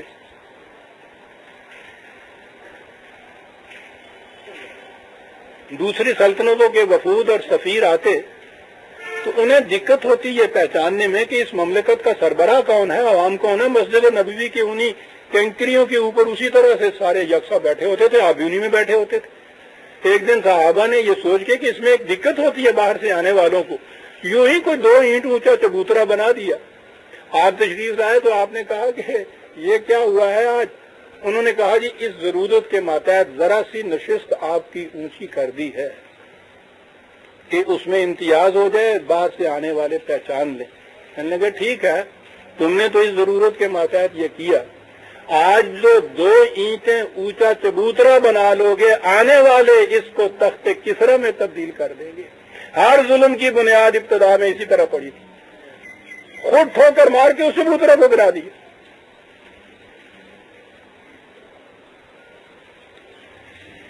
ایک دفعہ ایک ساتھی صحابی دوست آپس میں جا کے دیکھا کہ آپ اپنا جوتا مرمت کر رہے ہیں، اس نے کہا کہ دل لیجیے میں مرمت کر دوں. فرمایا کہ لا تذر وازرا وزرۃ اخری، کوئی بوجھ اٹھانے والا کسی دوسرے کا بوجھ نہیں اٹھا سکتا، اپنا جوتا مجھے آپ ہی مرمت کرنا ہوتا ہے. سفر میں جا رہے تھے، غزوہ بدر میں ہی تھا، سواریاں کم تھیں، اس میں تھا یہ کہ کوئی ایک منزل ایک سوار ہو جاتا، دوسرا پیدل چلتا، دوسری منزل میں وہ سوار ہو جاتا، وہ پیدل چلتا. آپ نے بھی اپنی باریاں مقرر کر دی. زور دیا صحابہ نے کہ نہیں آپ تو چلتے جائیے. کہنے لگے کہ بھائی میں نہ تو تم سے زیادہ کمزور ہوں کہ چل نہیں سکتا، اور نہ ہی مجھے تم سے زیادہ ثواب کی کمی کی ضرورت ہے کہ میں چلنے سے جو ثواب حاصل کر لوں وہ نہ کروں. باری باری بندھی ہوئی ہے، میں بھی اپنی باری چلوں گا اور اپنی باری ہی اٹھنے کے اوپر بیٹھوں گا. آپ دیکھ رہے ہیں کہ مساوات جو تھے، مساوات کا جو جذبہ تھا انسانیت کی تکریم کا، کس حد تک بدر ہی کی جنگ کے اندر قیدیوں کو جب انہوں نے پکڑا ہے تو وہ رسیوں سے کچھ جگڑ دیا تھا. عباس کے بعد میں اسلام لائے، اس وقت اسلام نہیں لائے ہوئے تھے. حضور کے چچا رضی اللہ تعالیٰ عنہ بوڑھے تھے، ان کے کرانے کی آواز کان میں آئی،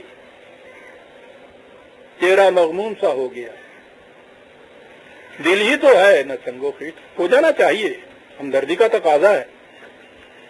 صحابہ بھی تو نہایت اتحاد شناس تھے، انہوں نے اس چیز کو بھانپا، جا کر حضرت عباس کی رسیاں ڈھیلی کر دی. کرانے کی آواز کان میں آنا بند ہو گئی. پوچھا کہ عباس کے کرانے کی آواز نہیں آ رہی، کیا ہوا؟ انہوں نے کہا کہ جی ان کی رسیاں ڈھیلی کر دی. کمکما اٹھا چہرہ مبارک غصے سے، کہا کہ یا تو سارے قیدیوں کی رسیاں ڈھیلی کی جائیں گی یا عباس کی رسیاں بھی اسی طرح کسی جائیں گی. رسول کا چچا ہونے کی حیثیت سے عباس کو کسی قسم کی فوقیت نہیں دی جا سکتی. اور اس سے آگے عزیزان من وہ واقعہ کہ جس کے بیان کرنے کے لیے بھی بہت بڑے جگرے کی ضرورت ہے. اسی بدر کی جنگ میں قیدیوں سے فدیہ مانگا گیا رہائی کے لیے کہ لاؤ کچھ فدیہ. نبی اکرم صلی اللہ علیہ وسلم کی بڑی صاحبزادی حضرت زینب رضی اللہ تعالی عنہ، ان کا خاوند ابو العاص، وہ ابھی مسلمان نہیں ہوا تھا، وہ بھی اس جنگ کے قیدیوں میں تھا. فدیہ دینے کے لیے، اور میں یہ سمجھتا ہوں کہ بیٹی بھی تو وہ محمد کی تھی، ایک ہار فدیے میں آ گیا. فدیوں کی چیزوں کا جو ڈھیر سامنے تھا اس کے اوپر وہ ہار بھی پڑا، کانچ کے موتیوں کا ہار. قیمت کے لحاظ سے کیا ہو سکتا ہے، لیکن وہ محبت کی یادوں کے حریری تاگے کے اندر پرویا ہوا.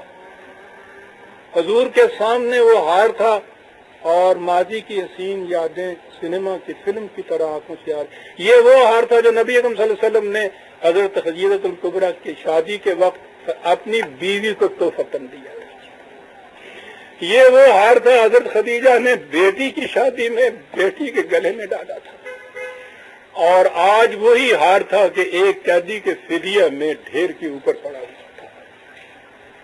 اس ہار کو آپ دیکھ رہے ہیں، یہ ساری یاد سامنے آ رہی تھی. سربراہ مملکت ہیں، کمانڈر ان چیف ہیں، یہ جو کچھ بھی آ رہا ہے اس کے تقسیم کرنا آپ کا فریضہ ہے، آپ کے اوپر ہی ہے. جس کو جو جی آئے دینے تقسیم آپ کر سکتے تھے. اپنی بیٹی کا ہار،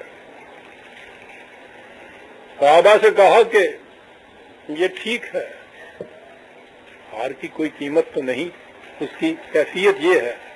کیا بات یاد آ گئی، وہ 4 سوکھے ہوئے تنکے یوں تو کیا تھے مگر قفس میں آ ہی گئی یاد آشیانے کی. اس ہار کے ساتھ جو یادیں وابستہ ہیں وہ ایک ایک کر کے میرے سامنے آنکھوں کی. اگر آپ اس کی اجازت دیں تو یہ ہار زینب کو واپس کر دوں. لائیے مثالیں عزیزان من، نہیں اس سے بھی زیادہ. آپ نے مساوات کا ایک عملی مثال قائم کرنے کے لیے قریش کی ممتاز ترین خاتون خود اپنی پھوپھیزاد زینب کی شادی اپنے آزاد کردہ غلام زید کے ساتھ کر دی. اتفاق کہیے کہ شادی ناکام ہو گئی. حضرت زید نے طلاق دینا چاہا، رسول اللہ کو علم ہوا، آپ زید کے پاس گئے. قرآن کریم نے صحابہ میں سے ایک ہی صحابی کا یہ واقعہ ہے جو آپ نے یہاں منظوم کیا. ایک تو غار کا جو یار غار ہے، وہ صاحب غار ہے، وہاں بھی نام نہیں لیا ہے. اس ایک واقعہ میں نام لے کے یہ واقعہ ہے، دوسرا اتنا اہم واقعہ ہے. آپ اس کے پاس گئے. آپ سوچئے کہ کون ہے جانے والا سربراہ مملکت، وہ رسول کے جس پر ایمان لانے سے زید مسلمان ہوا ہے، وہ آقا کے جس کا رہا کردہ غلام زید ہے. اتنا زیر بار احسان کی اتنی ممتاز خاتون کے ساتھ اس کی شادی کی گئی.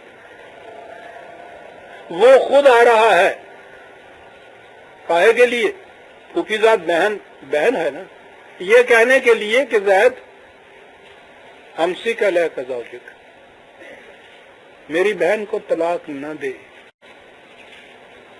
دیکھیے تو صحیح جذبات کی کیفیت یہ ہے. زید میری بہن کو طلاق نہ دے. پوچھا جا رہا ہے کہ حکم خداوندی ہے، کہا نہیں زید، نہیں زید. صداقت اسے کہتے ہیں عزیزان من، کوئی معلوم ہی نہیں کر سکتا دنیا میں کہ یہ حکم خداوندی ہے یا خود کہا جا رہا ہے. نہیں زید، خود کہہ رہا. آپ سوچئے کہ کسی سربراہ مملکت کا ایک رعایا میں محکوم، کسی رسول کا ایک امتی، کسی آقا کا ایک غلام، کسی محسن کا ایک زیربار احسان، اسے یہ آ کے وہ کہہ رہا ہے کہ میری بہن کو طلاق نہ دے۔ زید کہہ رہے ہیں کہ اگر یہ خدا کا حکم نہیں ہے تو معاف فرمائیے، میاں بیوی کے معاملے میاں بیوی سمجھ سکتے ہیں، میرے لیے یہ مشکل ہے، معاف رکھیے۔ اور زید نے طلاق دے دی، اور یہ ایک تبسم عاجز نواز کے ساتھ چلے گئے۔ اس کے بعد تعلقات میں ذرا فرق نہیں آیا، وہی زید، وہی محمد، وہی زینب۔ مساوات انسانیہ کی باطل کرتے ہیں۔ لائیے تو یہ مثالیں کہیں سے نہیں دی، یہ تو زید تھے، یہ تو زید تھے۔ ابھی مدینہ کی ایک لونڈی، اس زمانے میں لونڈیوں کو آزاد کرنے کے احکام آ چکے ہوئے تھے، برہرہ اس کا نام تھا۔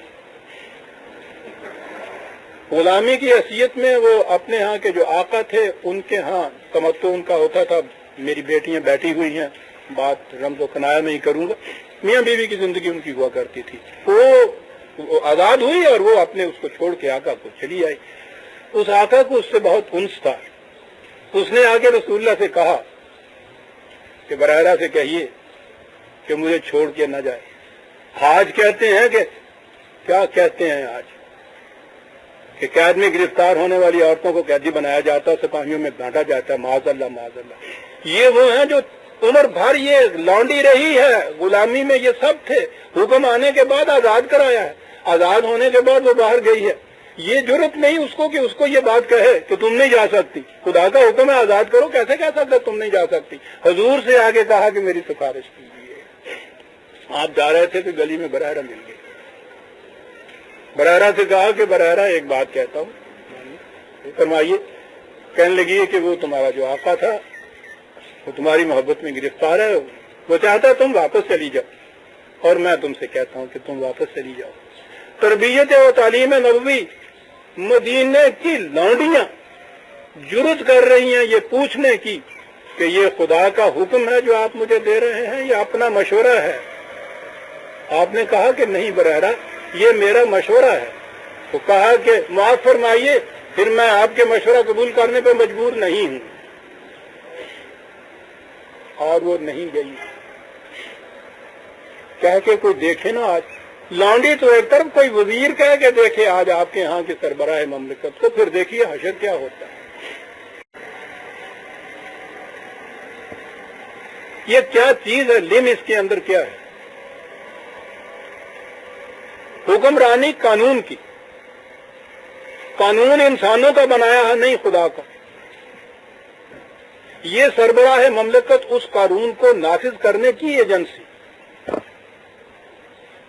یہ ہے وہ نظام جو قائم کیا جا رہا ہے۔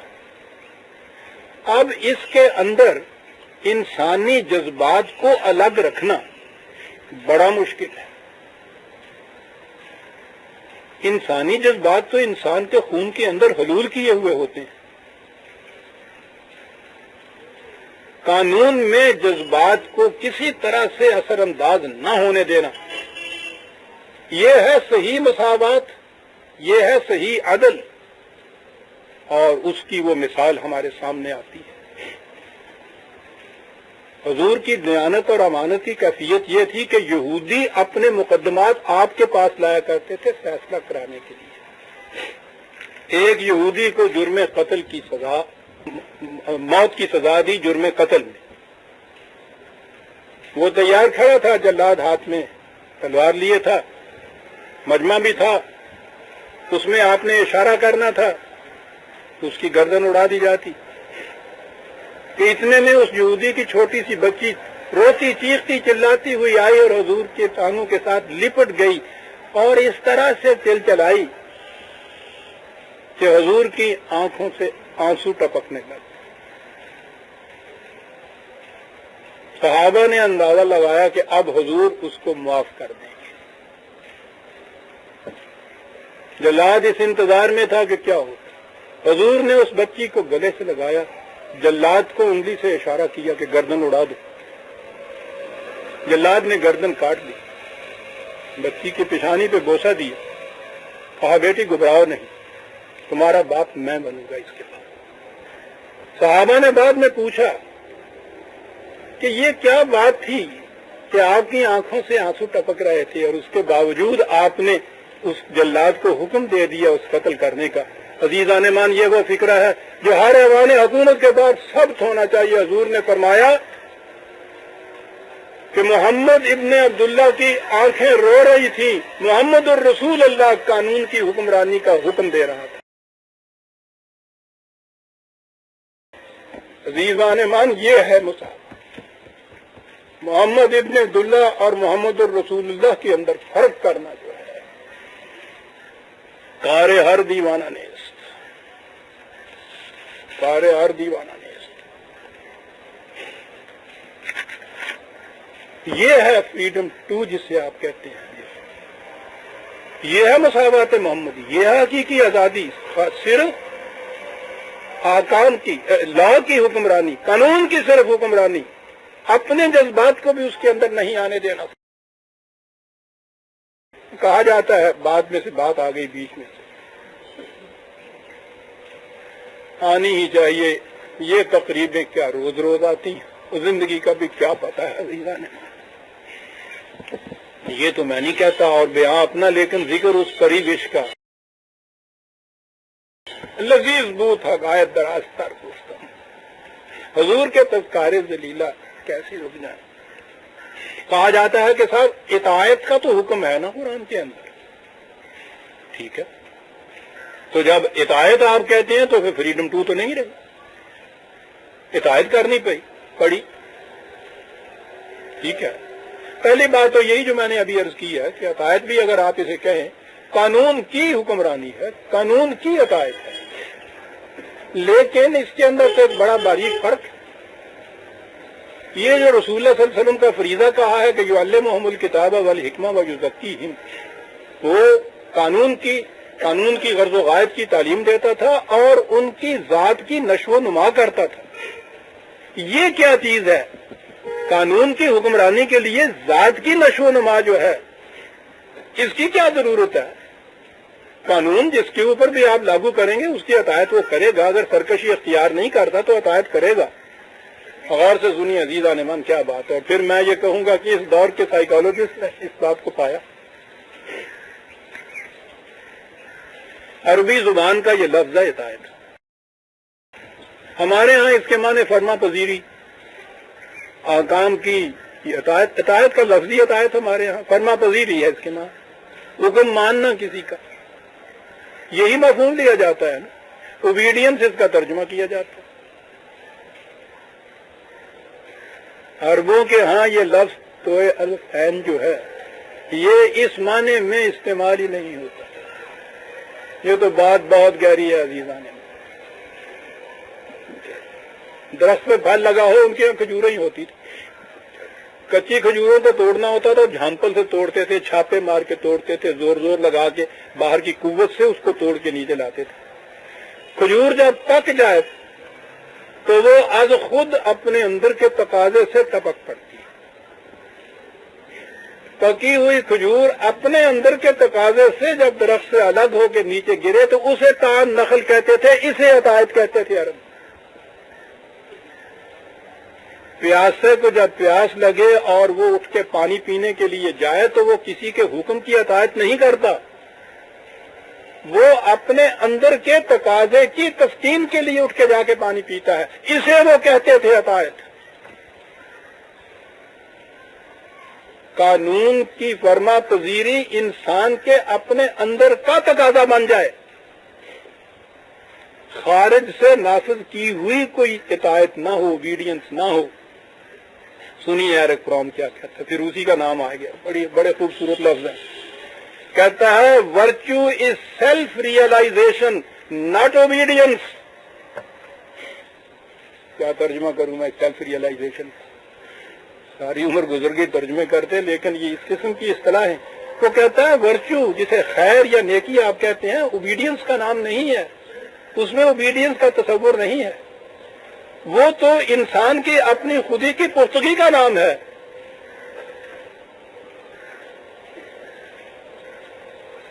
قانون کی اطاعت اس شکل میں جیسا پیاسا اپنی پیاس بجھانے کے لیے پانی پینے کے لیے اٹھتا ہے. یہی وجہ ہے کہ قرآن کریم نے جب یہ چیز وہاں سے آئی، اس کے لیے ایک لفظ قرآن نے استعمال کیا ہے، استجیبو. یا ایھا الذین آمنوا استجیبوا للہ وللرسول اذا دعاکم لما یحییکم. اے جماعت مومنین، جب تمہیں رسول بلائے اس بات کی طرف جو تمہیں زندگی عطا کرنے والی ہو، تو اس کے بعد لفظ استجیبو، استجاب. یہ کیا ہے؟ اس کے معنی ہوتے ہیں لبیک کہنا، اس کے معنی ہوتے ہیں ریسپونڈ کرنا، اطاعت نہیں. آپ کو معلوم ہے دو لفظ ہیں انگریزی زبان میں، ایک تو ڈیوٹی ہے، ایک ریسپانسبلٹی ہے. ڈیوٹی تو وہ فریضہ ہے جو باہر سے عائد کیا جاتا ہے کسی کے اوپر.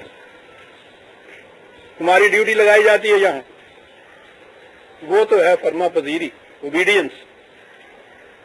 اور ایک چیز ہے کہ میں باہر سے کوئی میں دیکھتا ہوں گر پڑا ہے، اس گر پڑے والے کو اٹھانے کے لیے اس کی چیخ پر، اس کی آواز پر، اس کی فریاد پر جو میں لپک کر جاتا ہوں، اسے لبیک کہتے ہیں، اسے استجاب کہتے ہیں. قرآن اس کے لیے لفظ ریسپونڈ کا یوز کرتا ہے کہ جب تمہیں بلایا جائے تو یہ اپنی ریسپانسبلٹی سمجھو کہ اندر کے تقاضے سے اٹھ کے اس کے فرما پذیری کرو اور وہ حکم کی تعمیل کرو. باہر سے عائد کردہ ڈیوٹی نہ اس کو سمجھو، فریضہ اس کو نہ سمجھو. اور اب یہاں سے وہ بات ہمارے سامنے آ گئی جو کسی کی سمجھ میں نہیں آتی. یہ جو نظام قائم کیا جاتا ہے اسلام کا، رزق کا نظام، یہ ہے، اس کی آخری شکل یہ ہے کہ یسألونک کا ماذا ينفقون قل العفو. کہ رسول تم سے یہ پوچھتے ہیں کہ ہم اپنی محنت کی کمائی سے، اپنے مال و دولت سے جو ہمارا اپنا ہے، اس میں سے دوسروں کی ضروریات پورا کرنے کے لیے کتنا دے دیں. خدا نے جواب دیا ہے قل العفو، ان سے کہو کہ تمہاری اپنی ضروریات سے زائد جتنا ہے وہ سب کا سب تم نے رکھ کے کیا کرنا ہے. اب میں وہاں آیا جہاں میں نے کہا تھا کہ کارل مارکس کی بات کروں گا. اس نے کارل مارکس نے ایک کلیہ پیش کیا، from each according to his capacity to each according to his need. ہر ایک سے اس کی صلاحیت کے مطابق کام لیا جائے، اس کی ضروریات کے مطابق اس کو دیا جائے. اعتراض یہ کیا گیا کہ صاحب اگر اس کی ضروریات اس کی کمائی سے کم ہیں تو وہ زیادہ محنت کرے گا ہی کیوں، جان کیوں مارے گا، زیادہ کام کیوں کرے گا؟ وہ اتنا ہی کرے گا جتنے میں اس کی ضرورت پوری ہوگی، وہ زیادہ دے گا کیوں؟ اس نے کہا ہے تو بات یہ ٹھیک. انہوں نے کہا کہ پھر یہ کس طرح سے قابل عمل ہے؟ مارکس کے اپنے ورس موجود ہیں، لینن کی کتابیں موجود ہیں، ان میں آپ دیکھیے. وہ یہ کہتا ہے کہ بھائی بات میں صاف صاف کہتا ہوں، انسانیت کی فلاح تو اسی اصول کے اندر ہونی ہے. یہ عمل میں کس طرح آئے گا میں نہیں بتا سکتا، میرے پاس کوئی ذریعہ یہ بتانے کا نہیں ہے. یہ بات تم ٹھیک کہتے ہو کہ جان مار کے محنت کیوں کریں گے، سب کچھ کمانے کے بعد اپنا سا اتنا سا رکھ کے باقی سارا کیوں دے دیں گے؟ پہلے میں نہیں جانتا. اس کے مرنے کے بعد لینن نے اس کے متعلق کہا کہ بھائی میں بھی نہیں بتا سکتا. یہ ہے اس کے فکر، نوع انسانی کن مراحل سے گزر کر اور کن عملی اقدامات کی روح سے اس بلند مقاصد کو حاصل کر سکے گی، اس کی بابت ہم کچھ نہیں جان سکتے. اس کے لیے ہمارے پاس کوئی مواد ایسا نہیں جس سے ان سوالات کا جواب دیا جا سکے. اس کا جواب آپ کو معلوم ہے کہ یہ جو اصول جو ہے ہر ایک سے اس کے کام کے، اس کی استطاعت کے مطابق ہر ایک کو اس کی ضرورت کے مطابق 1400 سال پیشتر قرآن نے دیا اور حضور نے فرمایا. جو وظائف مقرر کیے تھے نبی اکرم صلی اللہ علیہ وسلم نے اور حضرت ابوبکر صدیق نے ان کی توثیق کی تھی، ان کی بنیاد یہ تھی کہ کام تقسیم کرو ہر ایک کو، اور جو کچھ آئے اس کا سوال نہیں ہے کہ کس نے کتنا کمایا، دیکھو کہ کس کی ضرورت کتنی ہے، اتنا اسے گھر پہنچا دو۔ مارکس نے وہاں سے لیا تھا۔ مارکس نے کہا کہ میں اس کو عمل میں کیسے یہ آ سکے میں نہیں بتا سکے، نہ وہ عمل میں لا سکا، اسی لیے اس نے کہا کہ بابا سوشلزم اختیار کر لو، یہ آسان بات ہے، سارے ہی ذرائع رزق کے اوپر اپنا کنٹرول کرو، جس کو پھر جی چاہے دو۔ یہ میں نہیں کہہ سکتا کیسے ہوگا، یہ قرآن نے کہا کیسے ہوگا۔ قرآن نے کہا، قرآن کی تعلیم حضور صلی اللہ علیہ وسلم کے تزکیے سے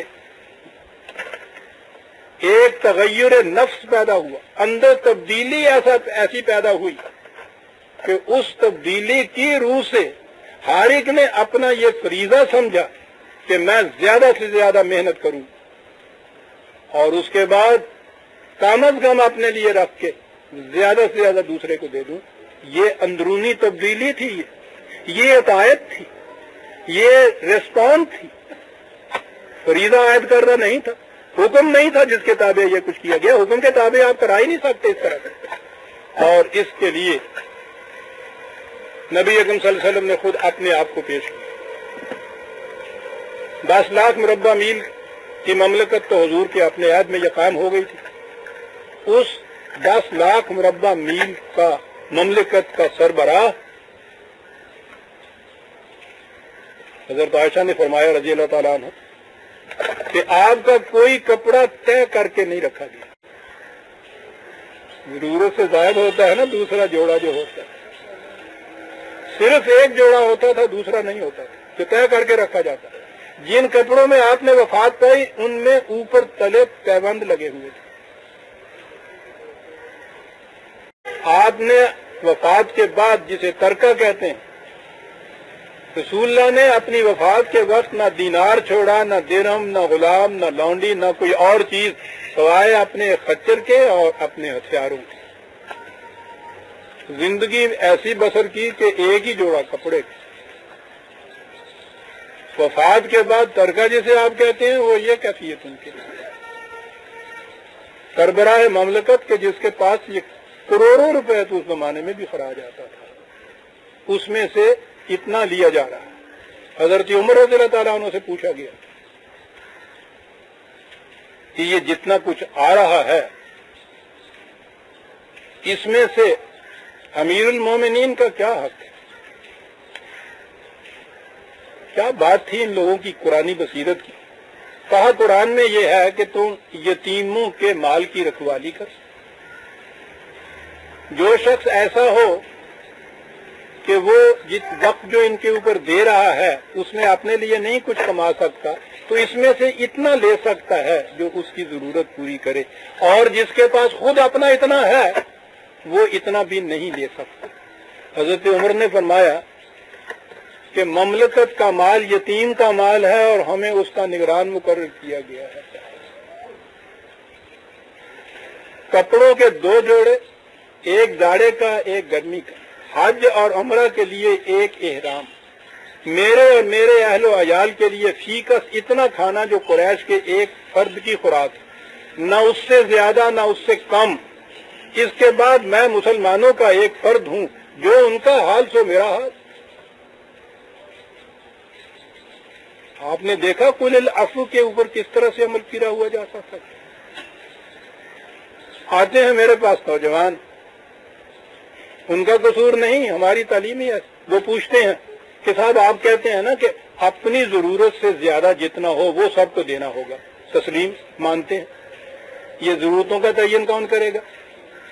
میری ضرورت موٹر بھی میری ضرورت ہے، کوٹھی بھی میری ضرورت، صوفے بھی ضرورت، قالین بھی ضرورت، نوکر چاکر بھی ضرورت، یہ سارا کوئی میری ضرورت کون ہوتا ہے اس کو کرٹیل کرنے والا؟ ضروریات کا تعین کون کرے گا؟ میں نے کہا عزیزان من، ضرورت کا تعین وہ دل کرے گا جو قرآن کی روح سے جس میں تبدیلی پیدا ہو چکی ہوگی، دنیا کی کوئی طاقت نہیں کر سکتی۔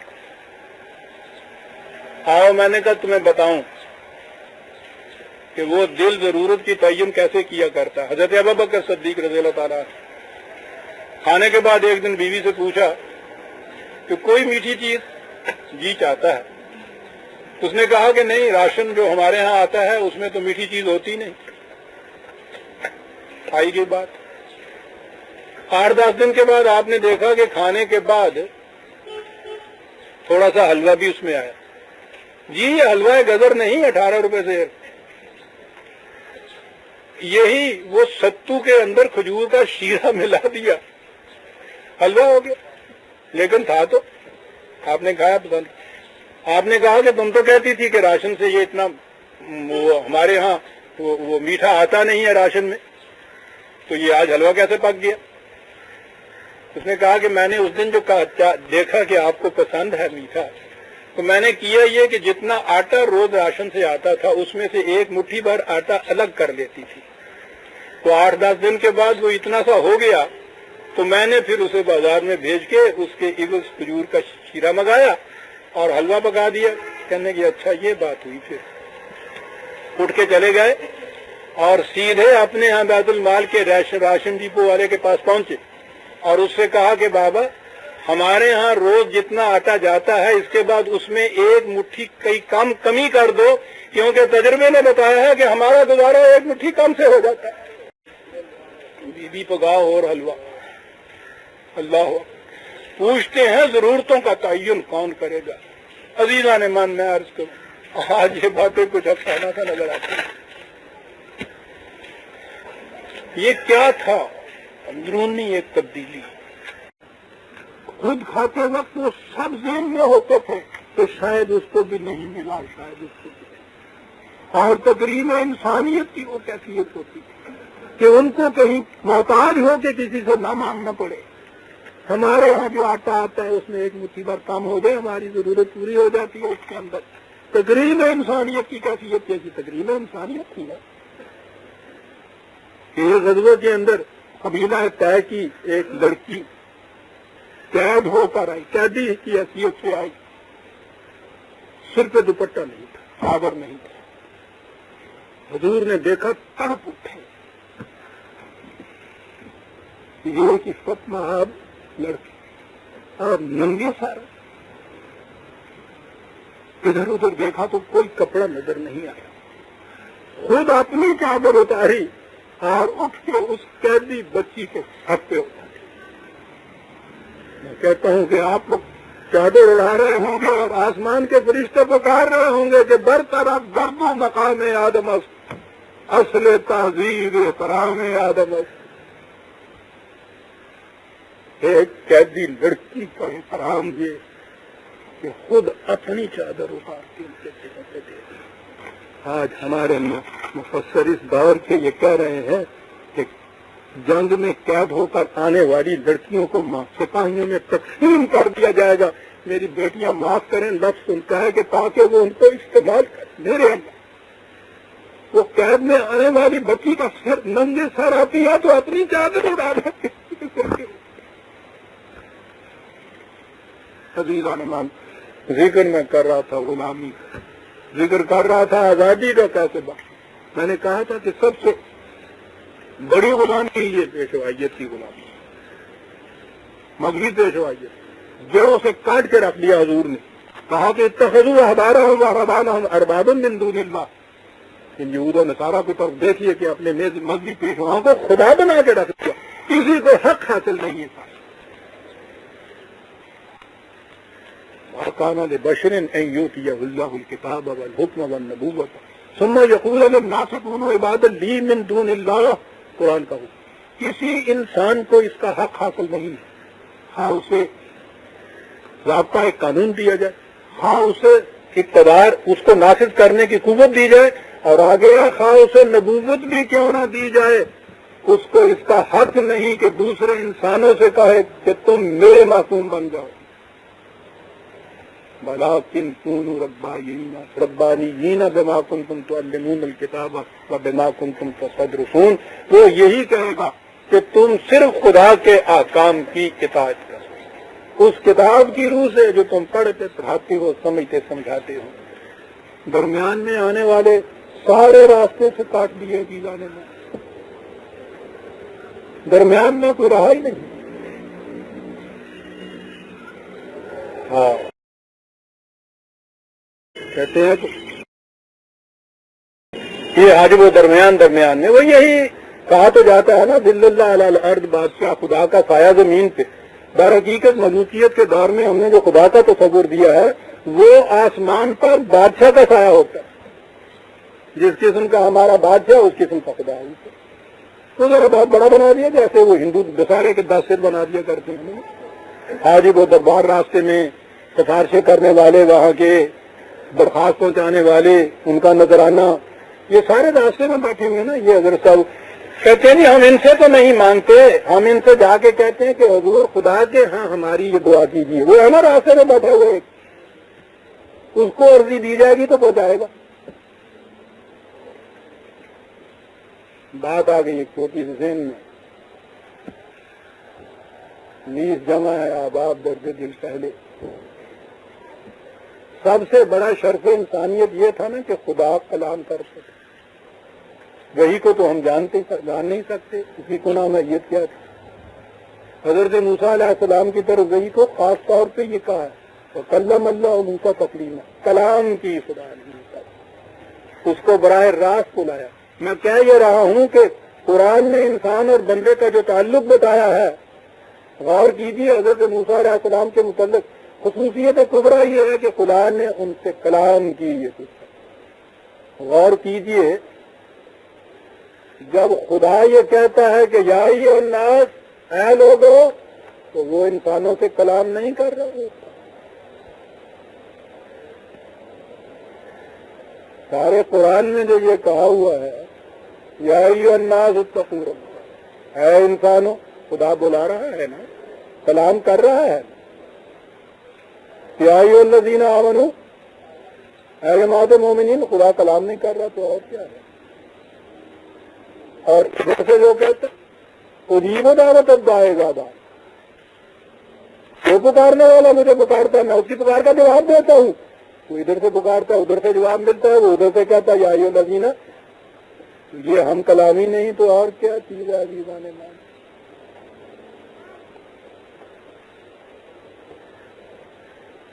کوئی سمجھے یا نہ سمجھے، اس خوبصورت انداز میں کہہ گیا ہے غالب، گو نہ سمجھوں اس کی باتیں، گو نہ سمجھوں اس کی باتیں، گو نہ پاؤں اس کے بھید، پر یہ کیا کم ہے کہ مجھ سے وہ پری پہ کر کھلا. تو خدا یہ کہے کہ ہے انسان ہے، لوگوں ہے، میرے بندے ہے مومن، خدا یہ کہے، اللہ اکبر، کیا مقام ہے. یہ ہے مقام انسانیت عزیزان من. خدا براہ راست کلام کرتا اور کہتا ہے جب تم پکارتے ہو براہ راست میں سنتا ہوں. راستے میں سے سارے یہ حاجب و دردان جتنے بڑے بڑے یہ بنے کرتے ہیں الگ کر کے رکھ دیے اس نے. یہ ہے انسانی آزادی جو اس نے دی ہے. اور اس دور میں سب سے بڑا اعصاب کے اوپر جو آپ سے سوار کیا جاتا ہے اس اسلامی کو، اسلاف کا قول، ان کی روش، وہ یہ فرما گئے ہیں، انہوں نے یہ کہہ دیا ہے. اس طرح غیر محسوس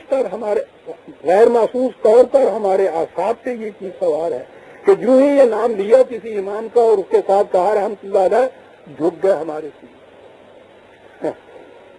قرآن یہ کہتا ہے کہ یاد رکھو، ان سے جب کہا جاتا ہے وَإِذَا قِيلَ لَهُمُ اتَّبِعُوا مَا أَنزَلَ اللَّهُ قَالُوا بَلْ نَتَّبِعُ مَا وَجَدْنَا عَلَيْهِ آبَاءَنَا، جب ان سے کہا جاتا ہے کہ تم اطاعت کرو خدا کی کتاب کی، تو یہ کہتے ہیں کہ نہیں صاحب، ہمارے اسلاف سے جو کچھ آیا ہے ہمارے پاس، ہم تو اسی کی اطاعت کریں گے. کہا کہ اَوَلَوْ كَانَ الشَّيْطَانُ يَدْعُوهُمْ إِلَىٰ عَذَابِ السَّعِيرِ، خواہ اس بلاوے میں شیطان ان کو جہنم کی طرف کیوں نہ بلائے، یہ اخلاق کی اتباع کے یہ چلے جائیں گے ختم کر. اور یہ فیصلہ قرآن کا عزیزان من کہ تِلْکَ أُمَّةٌ قَدْ خَلَتْ، یاد رکھو کہ جنہیں اسلاف کہا جاتا ہے، یہ گروہ تھا، اپنے اپنے وقت کے اندر وہ آیا، اپنے اپنے اعمال لے کے چلا گیا یہاں سے. لَهَا مَا كَسَبَتْ وَلَكُمْ مَا كَسَبْتُمْ، جو انہوں نے کیا ان سے ان کی بات پرس ہوگی، جو تم کر رہے ہو تم سے اس کی بات پرس ہوگی. وَلَا تُسْأَلُونَ عَمَّا كَانُوا يَعْمَلُونَ، تم سے ہم پوچھیں گے بھی نہیں کہ انہوں نے کیا کیا تھا. اور یہ فیصلہ قرآن کا عزیزان من کہ تِلْکَ أُمَّةٌ قَدْ خَلَتْ، یہ گروہ تھا، اپنے اپنے وقت کے اندر وہ آیا، اپنے اپنے اعمال لے کے چلا گیا یہاں سے. لَهَا مَا كَسَبَتْ وَلَكُمْ مَا كَسَبْتُمْ، جو انہوں نے کیا دیکھتے ہیں آزادی اس کو کہتے ہیں، مری زنجیریں یہی، محسوس قید و بند نہیں، غیر مری جو قلب اور دماغ کے اوپر سوار ہیں، جو اعصاب کے اوپر سوار ہیں، آپ کے یہاں کے غلامی کی زنجیریں کاٹ کے رکھ دی ہے۔ اور اس دور میں تو ایک اور بھی اس قسم کا ڈکٹیٹر ہمارے ہاں ایک اور ہے، اس کا نام ہی نہیں، اس کا احساس بھی نہیں، وہ کیا ہے؟ لوگ کیا کہیں گے بھائی، لوگ کی کہیں گے، کرنا ہی ہوتا ہے گا جو رسم کچھ انہوں پہ ہونے رجکی رکھ وہ ٹھیک ہے تو کرنا پہنتا ہے نا، بھی لوگ کی کہیں گے۔ باہر کی دنیا میں پبلک اوپینین، وہ میرے اللہ اتنا بڑا یہ عامر ڈکٹیٹر ہے پبلک اوپینین، عزیزہ نے من لوکیٹ آپ کر نہیں سکتے کہ کون کہہ رہا ہے پبلک اوپینین، یعنی آواز خلق کو نکارا ہے، خدا سمجھو، وہ میرے اللہ سمجھو یا نہ سمجھو، وہ تو اس کے نکارے سے بھی زیادہ گونجتا ہے آپ کے دماغ کے اوپر۔ پبلک عوام کیا کہتے ہیں، ماسز کی ڈیفینیشن ہے، اس نے آ کے ایک ضرب کلیمی سے پاش کر کے رکھ دیا ثبوت کو، وَإِن تُطِعْ أَكْثَرَ مَنْ فِي الْأَرْضِ يُضِلُّوكَ عَنْ سَبِيلِ اللَّهِ، اگر تم نے ماسز کے کہنے کی پرواہ کی، خدا کے راستے سے بتا دیں گے تمہیں، یاد رکھو۔ ان يتبعون الا الظن وان هم الا يخرصون، یہ تو میں ظن اور قیاس کی پیروی کرتے ہیں، حق ان کے پاس کون سا ہے؟ بات ماننی ہے تو حق کو داخل کی مانو، ماسز نہیں ہے، اسلاف نہیں ہے، مذہبی پیشوائیت نہیں ہے، ملوکیت نہیں ہے، ڈکٹیٹرشپ نہیں ہے، کسی انسان کی کسی دوسرے انسان کے کوئی شکل بھی کیوں نہ ہو، کوئی حکمرانی نہیں ہے، حکمرانی صرف خدا کی ہے اور وہ اس کی کتاب کی روح سے نافذ ہوتی ہے۔ عزیزان من، عزیزان من، یہ تھا وہ نظام جو نبی اکرم صلی اللہ علیہ وسلم لے کے دنیا میں آئے، نظام ہی لے کے نہیں آئے، متشکل کر کے دکھا دیا کہ ممکن العمل ہے۔ انا بشر مثلہم کہنے سے مطلب ہی یہی تھا کہ اگر یہ جو نظام قائم کیا بعد میں تم کہو گے کہ وہ تو خدا کے رسول تھے نا، روز کہتے ہیں میرے پاس آ کے، جی تم صحابہ کے بار کیا کہتے ہو، تو صحابہ کے بار ہوئے نا، اچھا جی رسول ہوئے، صحابہ کے بار ہوئے، تو اس کے بعد تو پھر یہی باقی شیطان رہ گئے، ٹھیک ہے ان کے پیچھے غلط ہے، یعنی اس طرح کہہ دیتے ہیں کہ یہ تو ناممکن سی چیز، یہ بار بار انا بشر مثلکم کہہ کے اس کو نافذ کرنا، متشکل کرنا، اس کے معنی یہ تھے کہ جو میں بحیثیت بشر کے کر سکتا ہوں، دنیا کا ہر بشر اس کو کر سکتا ہے۔